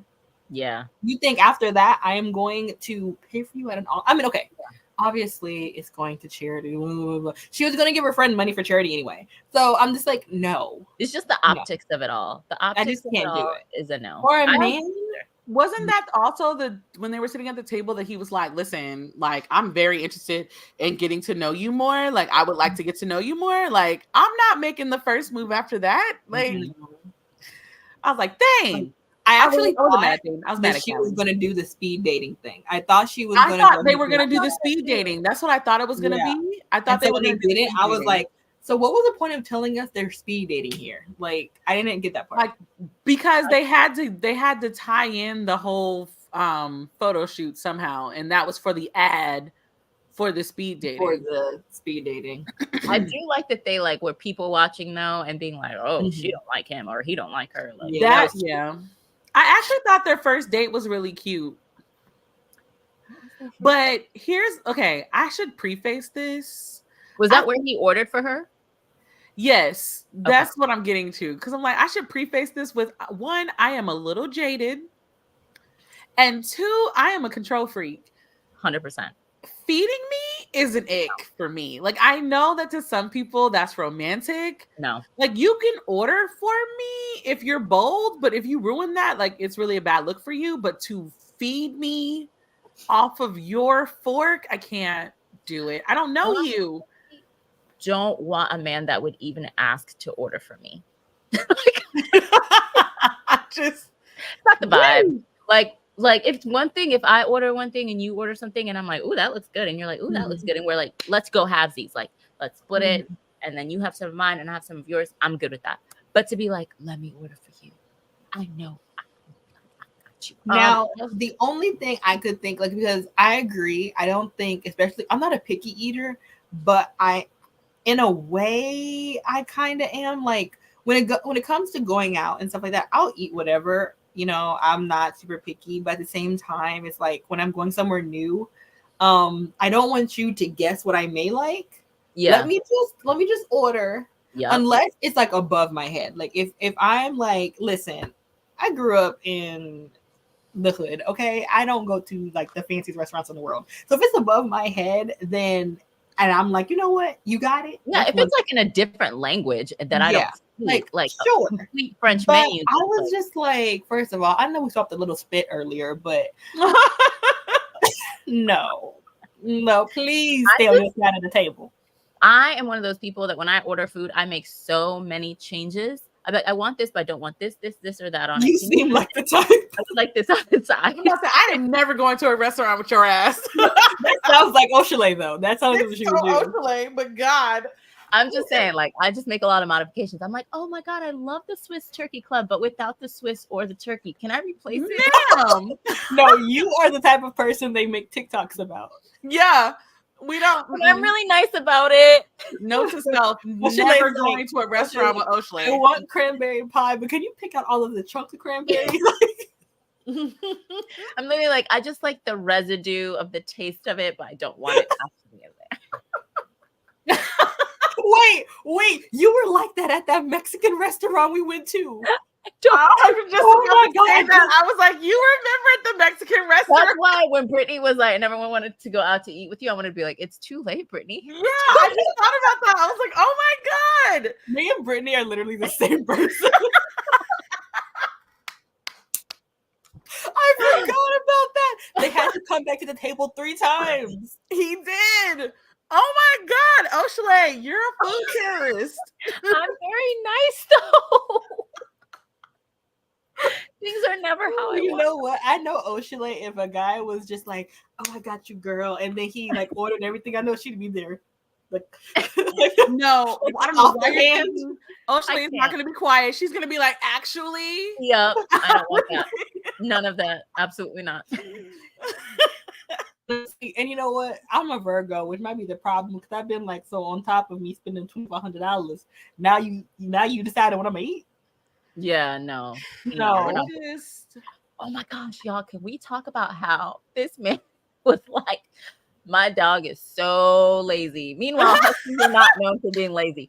She don't ever like to walk. She just want to go home. Meanwhile, the whole time she was knocked up. No, when he got to the backyard with her, he was like, "So you was escaping out here for some hoe shit?"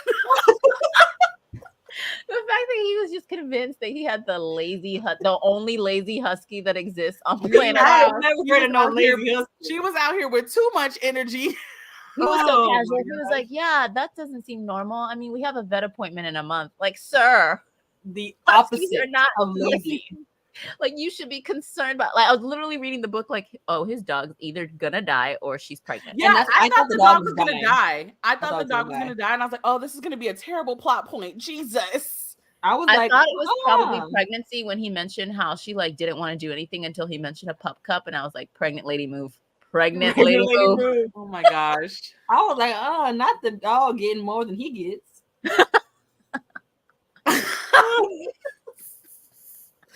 Okay. Oh my God. Again, I say this from a jaded person standpoint. There were moments when Thane was talking that I was like, "Sir, did you just go into this whole monologue? Like, was this a monologue that you had in your head? Like, it's like, oh, like, I just love having a girl that's going to want to cuddle with me. Because, you know, despite what people think, most Black men like to have women cuddle you." And I'm like, Thane, shut up, please. He was definitely just saying anything he thought. Yeah, I was like, Thane, giving propaganda. I was like, Thane, to be like, Thane, no one thinks y'all don't want to be cuddled. Y'all, yeah, I was like, Thane, who told you that? He was like, contrary to popular belief, some men want wives. I was like, okay. I was like, again, what do you want me to do with this? Who told you that? Like, your brother's getting married. We know this. I did get the ick though when he was like, "I'm looking for my rib." I was like, "Ew," because Kevin Hart always says that, and he cheated on his rib multiple times, and I can't. Kevin's had 2 ribs, and he cheated on both. Good night. Good night. There is this one blogger that calls his current wife his McRib. Now McRib. Every time I see your face, I'm like, "You are never calling me squirrel meat. I will fight you." I don't know. That might be the funniest thing I've heard.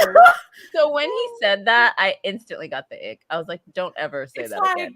Thank God he never did. My brain was having a really hard time, like, remembering, like, okay, first of all, this is supposed to be a drama-free, like, yes, it's kind of insta-lovey, but it's supposed to be like a drama-free, like, love story, like, just embrace it. And in my head, I'm like, love bombing to the max. Oh my God, please. It was love bombing. Like, when he went on that camping trip and he got that ring box out, I was like, no. First of all, I wish that a grown A man would pull out a ring box to my grown A self and tell me it was a promise ring, because I promise you I'm heading out. But the thing was, it's like, I liked Thane and Callie together. I just thought that they were both, like, it was like very clear that both of them were tired of dating. Yes. And so, like, they were just being very intentional about their thoughts and very intentional about, like, what they wanted. I just felt like they were both laying it on so thick. You know what it was? The book was only 179 pages, so the author did not give a lot of time to build on their connection and on the relationship, so that's why it felt rushed. Yeah. For me, it was a lot of telling instead of showing. Like, if a character, I want to feel that the characters are soulmates. I don't want the characters to tell me that they're soulmates. Over and over and over. I want to feel it in the writing, in the connection, in their relationship, the things that they go through, the way they like talk to each other and handle things. I want to come to that conclusion. And so I think that's why it felt a little bit unrealistic at times. Yeah. Because it definitely like I think the only thing it really did show me was that they wanted to do the wham bam thank you ma'am. Like, I was like, I get y'all want to do that. Like, that made sense. Like, from the very first time they met at that photo shoot, I was like, well, There's y'all a are lot of obviously chemistry. attracted to each other. Like, got it, cool, what, great. But I just feel like between the photo shoot, the promise ring, and everything happened so fast. I was just like, I think and that was what, 3 months? she was eating it all up, With and I was like, sweetie, I think this. I don't think the 6 months that you've been between the baby and right now was enough time, Like, because the the day day before the photo shoot, you was singing "I'm All Out of Love." No, like, not the day before, the day of. Her friend had it was come the in day and turned of. the music off. Yeah, remember? Yeah. And also, like, the way that her best friend and his brother were like pushing them together was making me a little uncomfortable. Like, after every date, like, how'd it go? Where is he? What's going Not on? even after. They were like still together. And I was like, golly. They were like at that auction, like all giddy in the corner. And I was just like sending them pictures of them that they took in the corner while watching them. I'm like, please relax. Being set up, and my friends know I am not that person. Do not set me up, especially do not tell me that you're doing that. Oh, but that's right. They didn't tell her. They didn't tell her. Like, she got there and she realized that that's what it was. And I was just like, this could have gone so wrong. First of all, bad idea on Mo's part, because if they did not hit it off, that is your best friend. Yeah. Your brother-in-law. Yeah. That was a bad idea. I was like, really lucky they liked each other. Also, y'all, what would you do if they didn't? Are we jaded? Yes. Probably. I'm fully aware of this. I mean, technically, I'm not jaded. I'm not, I don't know. I was literally reading it, rolling my eyes at certain parts, even though I was acknowledging that it was just so painfully sweet and it was wonderful. Like, it was so cute. And it was, you know what it is? It's like, this is the kind of, like, when I was younger and I hadn't experienced like love or like serious relationships, this is what I thought it meant to like find your person. Like, this is like, this book is like what I thought it would be like the way that everything just kind of like perfectly fits together and like effortlessly. And I'm sure for some people that happens, but like, life is just not this perfect. Can't you just see it as a Hallmark movie? Calliope has it's totally a Hallmark movie. By the man she thought she would spend forever. All you need to do is take out the sex scenes and it's a Hallmark movie. St. Thomas, prestigious principal at Aubrey and nothing's wrong with that, but like, you know, it's really looking funny. For the woman of his when I was growing up, my dad used to always joke that like he took us to see Disney movies. He did. Yeah. But like when Disney movies like were over, he like popped bubbles of like fairy tales. And like he used to say that like that's a minute. He raised 3 daughters without Disney and chocolate dip Barbie. So that's what he called it. Like he just did not get with the Barbie thing, and he thought it was propaganda when they came out with black Barbies. And so he would be like, no, without chocolate dip Barbie, without Tiana, he would be like, no. And so whenever we'd watch Disney movies, he'd be like, okay, I know you like Belle and everything, but she was in a hostage situation. Like he was not. Oh my god! I did not grow up with like stars in my eyes. So reading romance, I'm just like, okay. He couldn't even let you look. I think that's why I enjoy the angst and I enjoy like complex characters, and like why I love writers like Love Velvet and things like that. People who write characters are very complex, situations that are very intricate, storylines that are very like out of the box or just filled with a lot of things happening. Because it takes away from some of the complete fantasy of it all, you know, of like this fairy tale love. It takes away from that a little bit, makes it a little bit more interesting. Mm-hmm. But I would have liked to see some drama with her having, because she, like, they even said it multiple times, like, yeah, she might have like grieved like the fiance part, but like she was still struggling with her friend breakup. Yeah, I'm like, at least that, like, she went a day where she just disappeared off the map. Yeah, and in a normal situation that would require communication, like, hey, like you can't do that when you're with somebody. Instead, it was take my shirt off and have skin to skin contact. I'm like, was so what? Why did I forget about that? That was insane. I just thought about it. I'm like, oh, that's right, because I was laying in my chair like, what? A party? Like, did y'all have a baby? was like, this is so beautiful, and I wish that I could accept this in the purity of the spirit that Thank it's you. I given. wanted to accept it But so this bad. is insane. But like You there know was what? no It made me addressing of realize. the issue. I was like, oh, this is why Storygraph tells me that all the books I read are sad and emotional. I obviously don't have a romantic bone in my This body. book is a perfect palate cleanser. If you Yeah. like that small town boy meets girl, like cute meet cute story where there's not a lot of drama, there's not a lot of angst, just a really sweet story with a lot of spice, this is a perfect read for My you. face. If you've just read something devastating or something that's so full of angst where the characters keep breaking up and getting back together, this would be perfect to read after that. But also, no, they jump their bones at every chance they get, just so you're clear. Mhm. Like, I was like, I feel like y'all don't actually talk or date in real life. I feel like this is all y'all do. It was very intense. It definitely gave like honeymoon phase of a new Yes. relationship when Yeah. you're just all over It's each like, other. if the book was longer, I was waiting like this, like if the book was longer after they went on their weekend, that would have been when everything like hit the fan. Popped off. Yeah. If it was longer. Yeah. Yeah. Absolutely would have. But yeah, so very Also, cute read. I very love my best enjoyable. friend. Would y'all let her get proposed to at your wedding? No. I was like, Um, listen. We've gone too far. Listen, Linda. I thought for Mo and Callie it was very fitting because the way they lived in each other's pockets. Yes. It just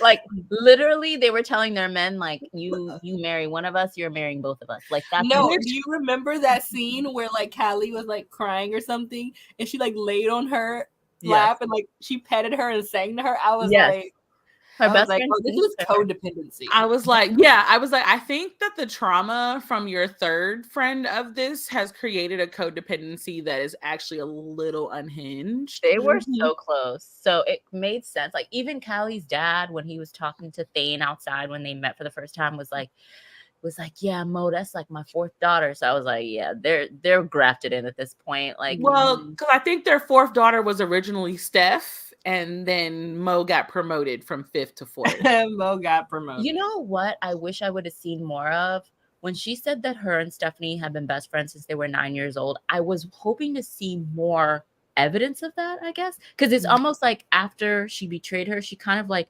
erased her like an Etch-a-Sketch, like she never existed. But the truth of it is, if you've really been best friends with somebody for a majority of your life, there's gonna be remnants of that. There's gonna be things left over. There's gonna be reverberations of that, and it's almost like, well, I guess her family was like, let's. I'm about to say her grandma was the only one that even made like a reference to her existing.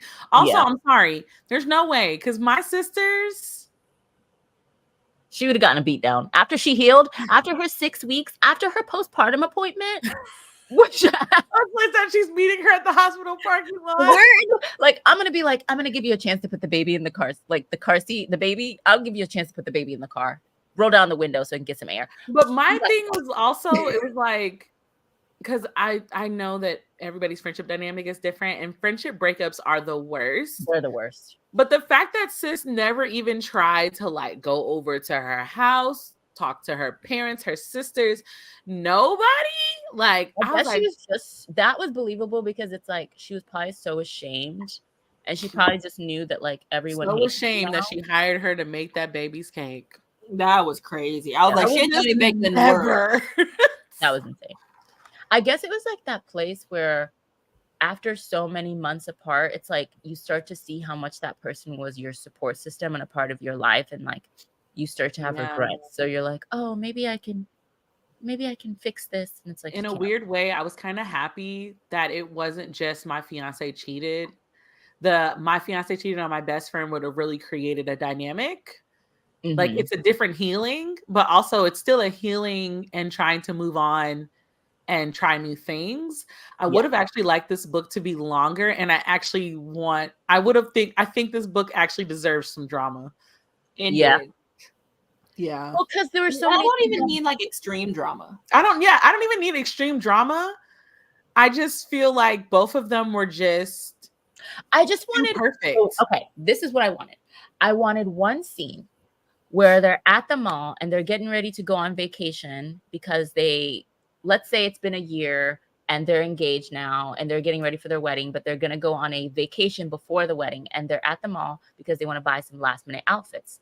They go into a Payless type store, right? Not Payless, but I Payless love this like, description. because they just need some sandals. She needs some sandals. They're going to a tropical location, right? They're all booed up. They're still cutesy. They're still in love with each other. They're all like, oh, hi.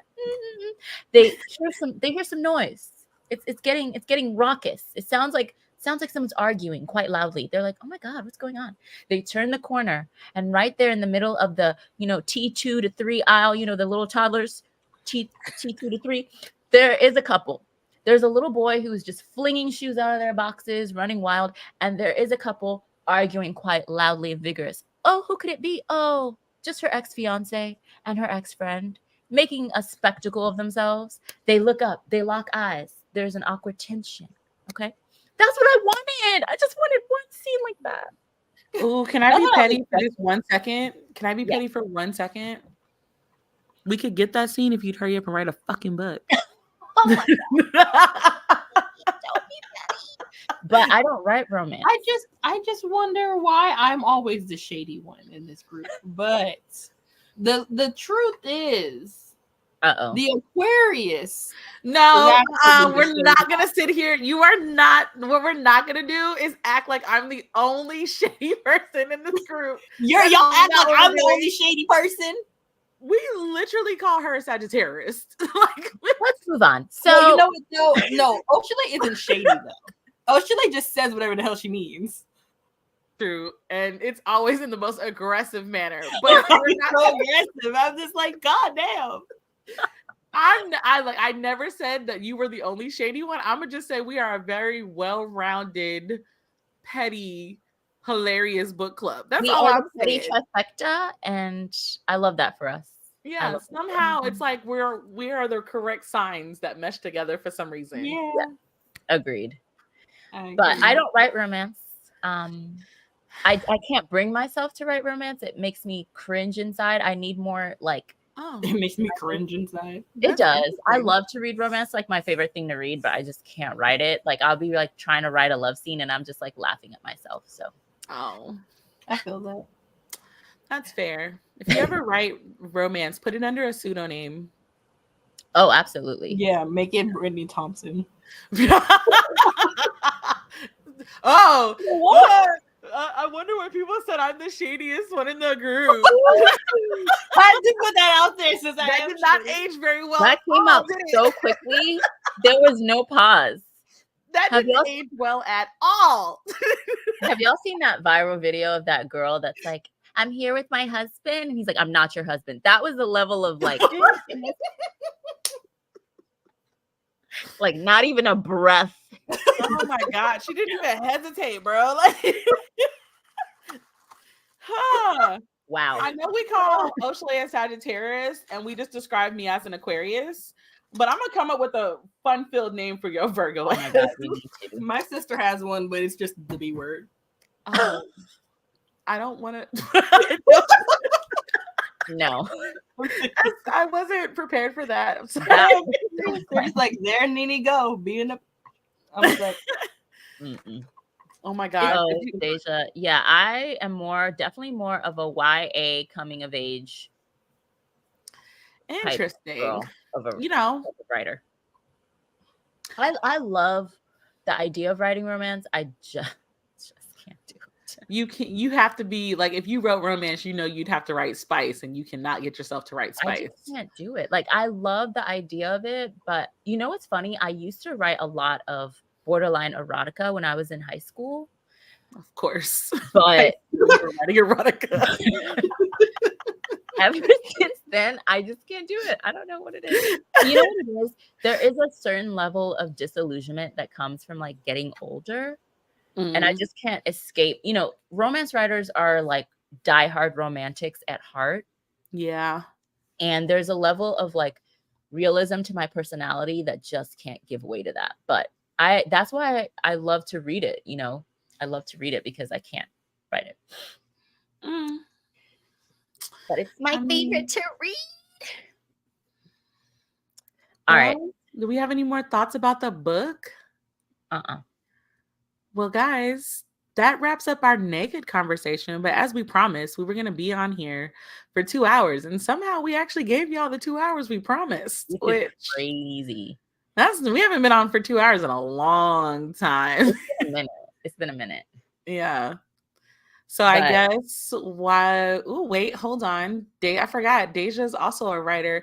We've been waiting for both of y'all to come out with books. I know. Speculative romance. Oh, okay, but no spice. Okay. I love that. I love the idea of reading one of your books one day. I feel like if y'all write romance, even if you're laughing while you write it, like, is that really a bad thing? Like, that's true. It's not like you're writing it. So of course it just sounds and feels awkward to you. Yeah. You're the one that's putting it on the page, but that's true. I don't know. I mean, obviously I'm not a writer, so I have tons of ideas, just I don't write. You have really good ideas. I want somebody to just go ahead and write it out for me and give me the visuals. Let me have the visuals in my brain. What are you reading right now that Nekkid is about to be over? What's on your TBR for the rest of the month? I'm reading The Dead Cocktail Assassins by P. Dwelle Clark. How is that going? So far, it's pretty. Let's see. What page am I on? I think I'm on page 30. Yeah, I'm on page 30. So basically, it's about assassins who actually kill people. Yep, shade intended. And the main character has basically been assigned a task that she doesn't actually like. She's trying to like. We're trying to figure out if she's actually going to go forward with it. But the problem is, once you've been given like a task, you have to complete it, or you shall be done. Okay, gotcha. So that's like, and it's short. And, I read romance all week long. I did not read any of the fantasy books that I picked up from the library because as soon as Nekkid started, I got like 8 notifications that books were ready to be picked up. And so I have 8 books and they're all, well, one of them was a romance book, but the other ones, all fantasies. So like The Reckoning of Roku came out, this one. I'm like, dang. Everything. The Girl and the Crocodile, the one that's in the Ray Bear world, that one came out. It's a couple of them. I was like, crap. So I'm excited. That's exciting. It's kind of like back to your like home base, kind of. Yeah. Regular scheduled programming. I'll dip back into romance because I have to finish the King series at some point. Yes. Well, you can read that casually because that's literally like 10 books and it's ongoing. So right. And then the other one, because I started looking at my backlog, not my backlog, but I have a bunch of books that I started at some point this year and then like didn't finish them for one reason or another, or that I paused them. And one of the ones was Take a Hike by Mimi Grace. Okay. So that one's on my Kindle. And at the moment, I'm actually not listening to an audiobook, but I need to pick an audiobook for work this week. Okay. We're at, I think we're sitting at like 8 books this month. And last month it was like 2. So like it balances out. Yeah, it fits my lifestyle. I'm going to finish the Sadiq series, which I started during this readathon, which I didn't really talk about what I read, but the Sadiq series is basically a series by Love Belvin about this. I don't even know how to describe it, honestly. I don't want to go into it. I feel like we'll be here for like another 45 minutes, but it's really good. There's 3 books, and it's like he who is a friend, who is a lover, he who is a protector. And if you like romances that have like a lot of stuff going on in the background, besides just the couple, a lot of like family stuff, a lot of intrigue, there's some murder, there's some violence going on, there's some like crazy stuff. There's also some like political stuff going on. There's a lot of like a main like the main female character who's kind of like coming into her own and like figuring stuff out for herself. So there's a lot going on in that series, but if you like any of that, then you will enjoy the series. And it's also kind of talks about like race relations, kind of in a weird way. Hmm. Because the main family is like this like very powerful black family, but they are part of like the underworld, and by that I mean like illegal Illegal activity. activity. And there's like these powerful families. There's like the Russian family, the Italian family. All takes place in Paterson, New Jersey, and there's like a struggle for power going on. Yes, Love Belvin and Be Love are two different people. But yeah, so this is another Love Belvin series. I love it, so I'm gonna finish it. And then there's this audiobook that I was listening to prior to Nekkid, and I'm gonna continue to listening to it now that Nekked's over. It is by Susan Mallory, and I'm listening to it on the Libby app. And this book is actually insane. It's called For the Love of Summer. Interesting. And it is about this woman who has a teenage daughter. She's like 16 years old, and she's like divorced. She divorced her ex-husband like 3 or 4 years ago when the book starts. And her ex-husband is remarried to a younger woman, and they have a little boy. He's like a toddler. And then the new wife is also pregnant with another baby. And Okay. the daughter of the main character, the lady, she her name is Summer, and the daughter has really bonded with like her new stepmom. She's obsessed with her new baby brother, and she's super excited about her new baby sister that's about to be born. Meanwhile, her mom is like this super successful businesswoman who owns like several hair salons and spas, and like clawed her way up from like came from poverty, all this stuff. Meanwhile, the stepmom, she is just like this woman who doesn't have an education, came from a small town, happened to meet the ex-husband one night when her car wouldn't start, and he like rescued her and all this stuff. But she's not very bright. Well, it sounds mean to say. She doesn't have an education, and she doesn't really have a career. She works at a grocery store, blah, blah, blah, blah. The problem is, one day she goes to the store to use her card. It gets declined. Okay. She doesn't, keep in mind, this woman is being taken care of by this other lady's ex-husband because she doesn't really have the means. She's heavily Okay. pregnant. Her card gets declined. Long story short, her husband is in jail. Huh? And turns out he has an accounting business. Turns out he's part of racketeering fraud. He's been charged by the feds for Oh, he's in racketeering, federal prison. money laundering, theft, all this stuff. So her life starts falling apart. She starts spiraling. They've frozen all of her accounts. She has no money. She can't get diapers for her toddler. She can't buy food. She's literally about to give birth in like a couple months. This is where the story gets insane. So her stepdaughter Summer is like runs home to her mom, is like, "Mom, what are we gonna do? We have to help her. We have to help her." And the mom's like, "What's going on?" She's like, "Dad's in jail and she's pregnant. She can't eat and she doesn't have money." Long story short, the ex-wife ends up taking in the new wife because the husband is in jail. You stay reading mess.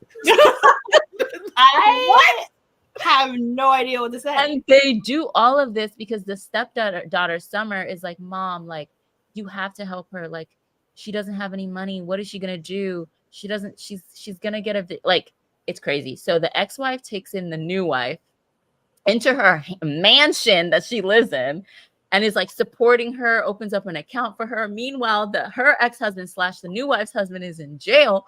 Doesn't look like he's gonna get out. Well, excuse me, prison. He's in the feds. He's not gonna get out anytime soon, and he ends up pleading guilty so he can get like some time served and get a lesser sentence. And it's just a mess, and I'm loving it. It's so good. Of course you're loving it because you love mess. What? Yeah, it's What do you insane. mean? And the whole story is about how the ex-wife and the new wife become friends because they both realize that they were married to a liar and a con man. And like, Oh, what was the clue? Federal prison?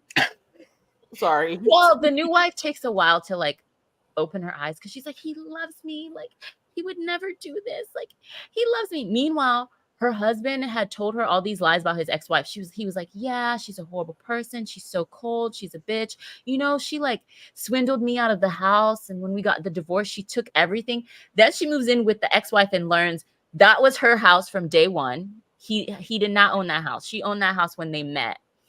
He actually Oh stole my. $100,000 from her and all Oh of my her God. salons.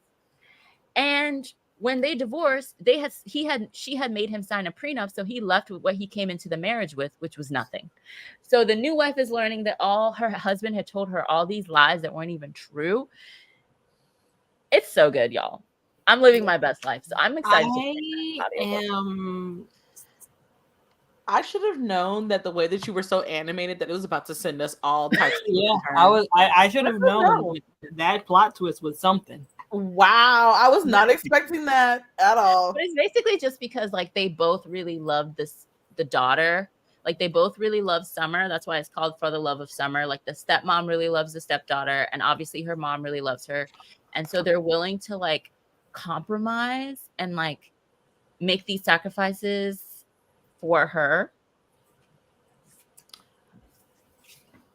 But yeah, when I was reading it, I was like, the caucasity of it all.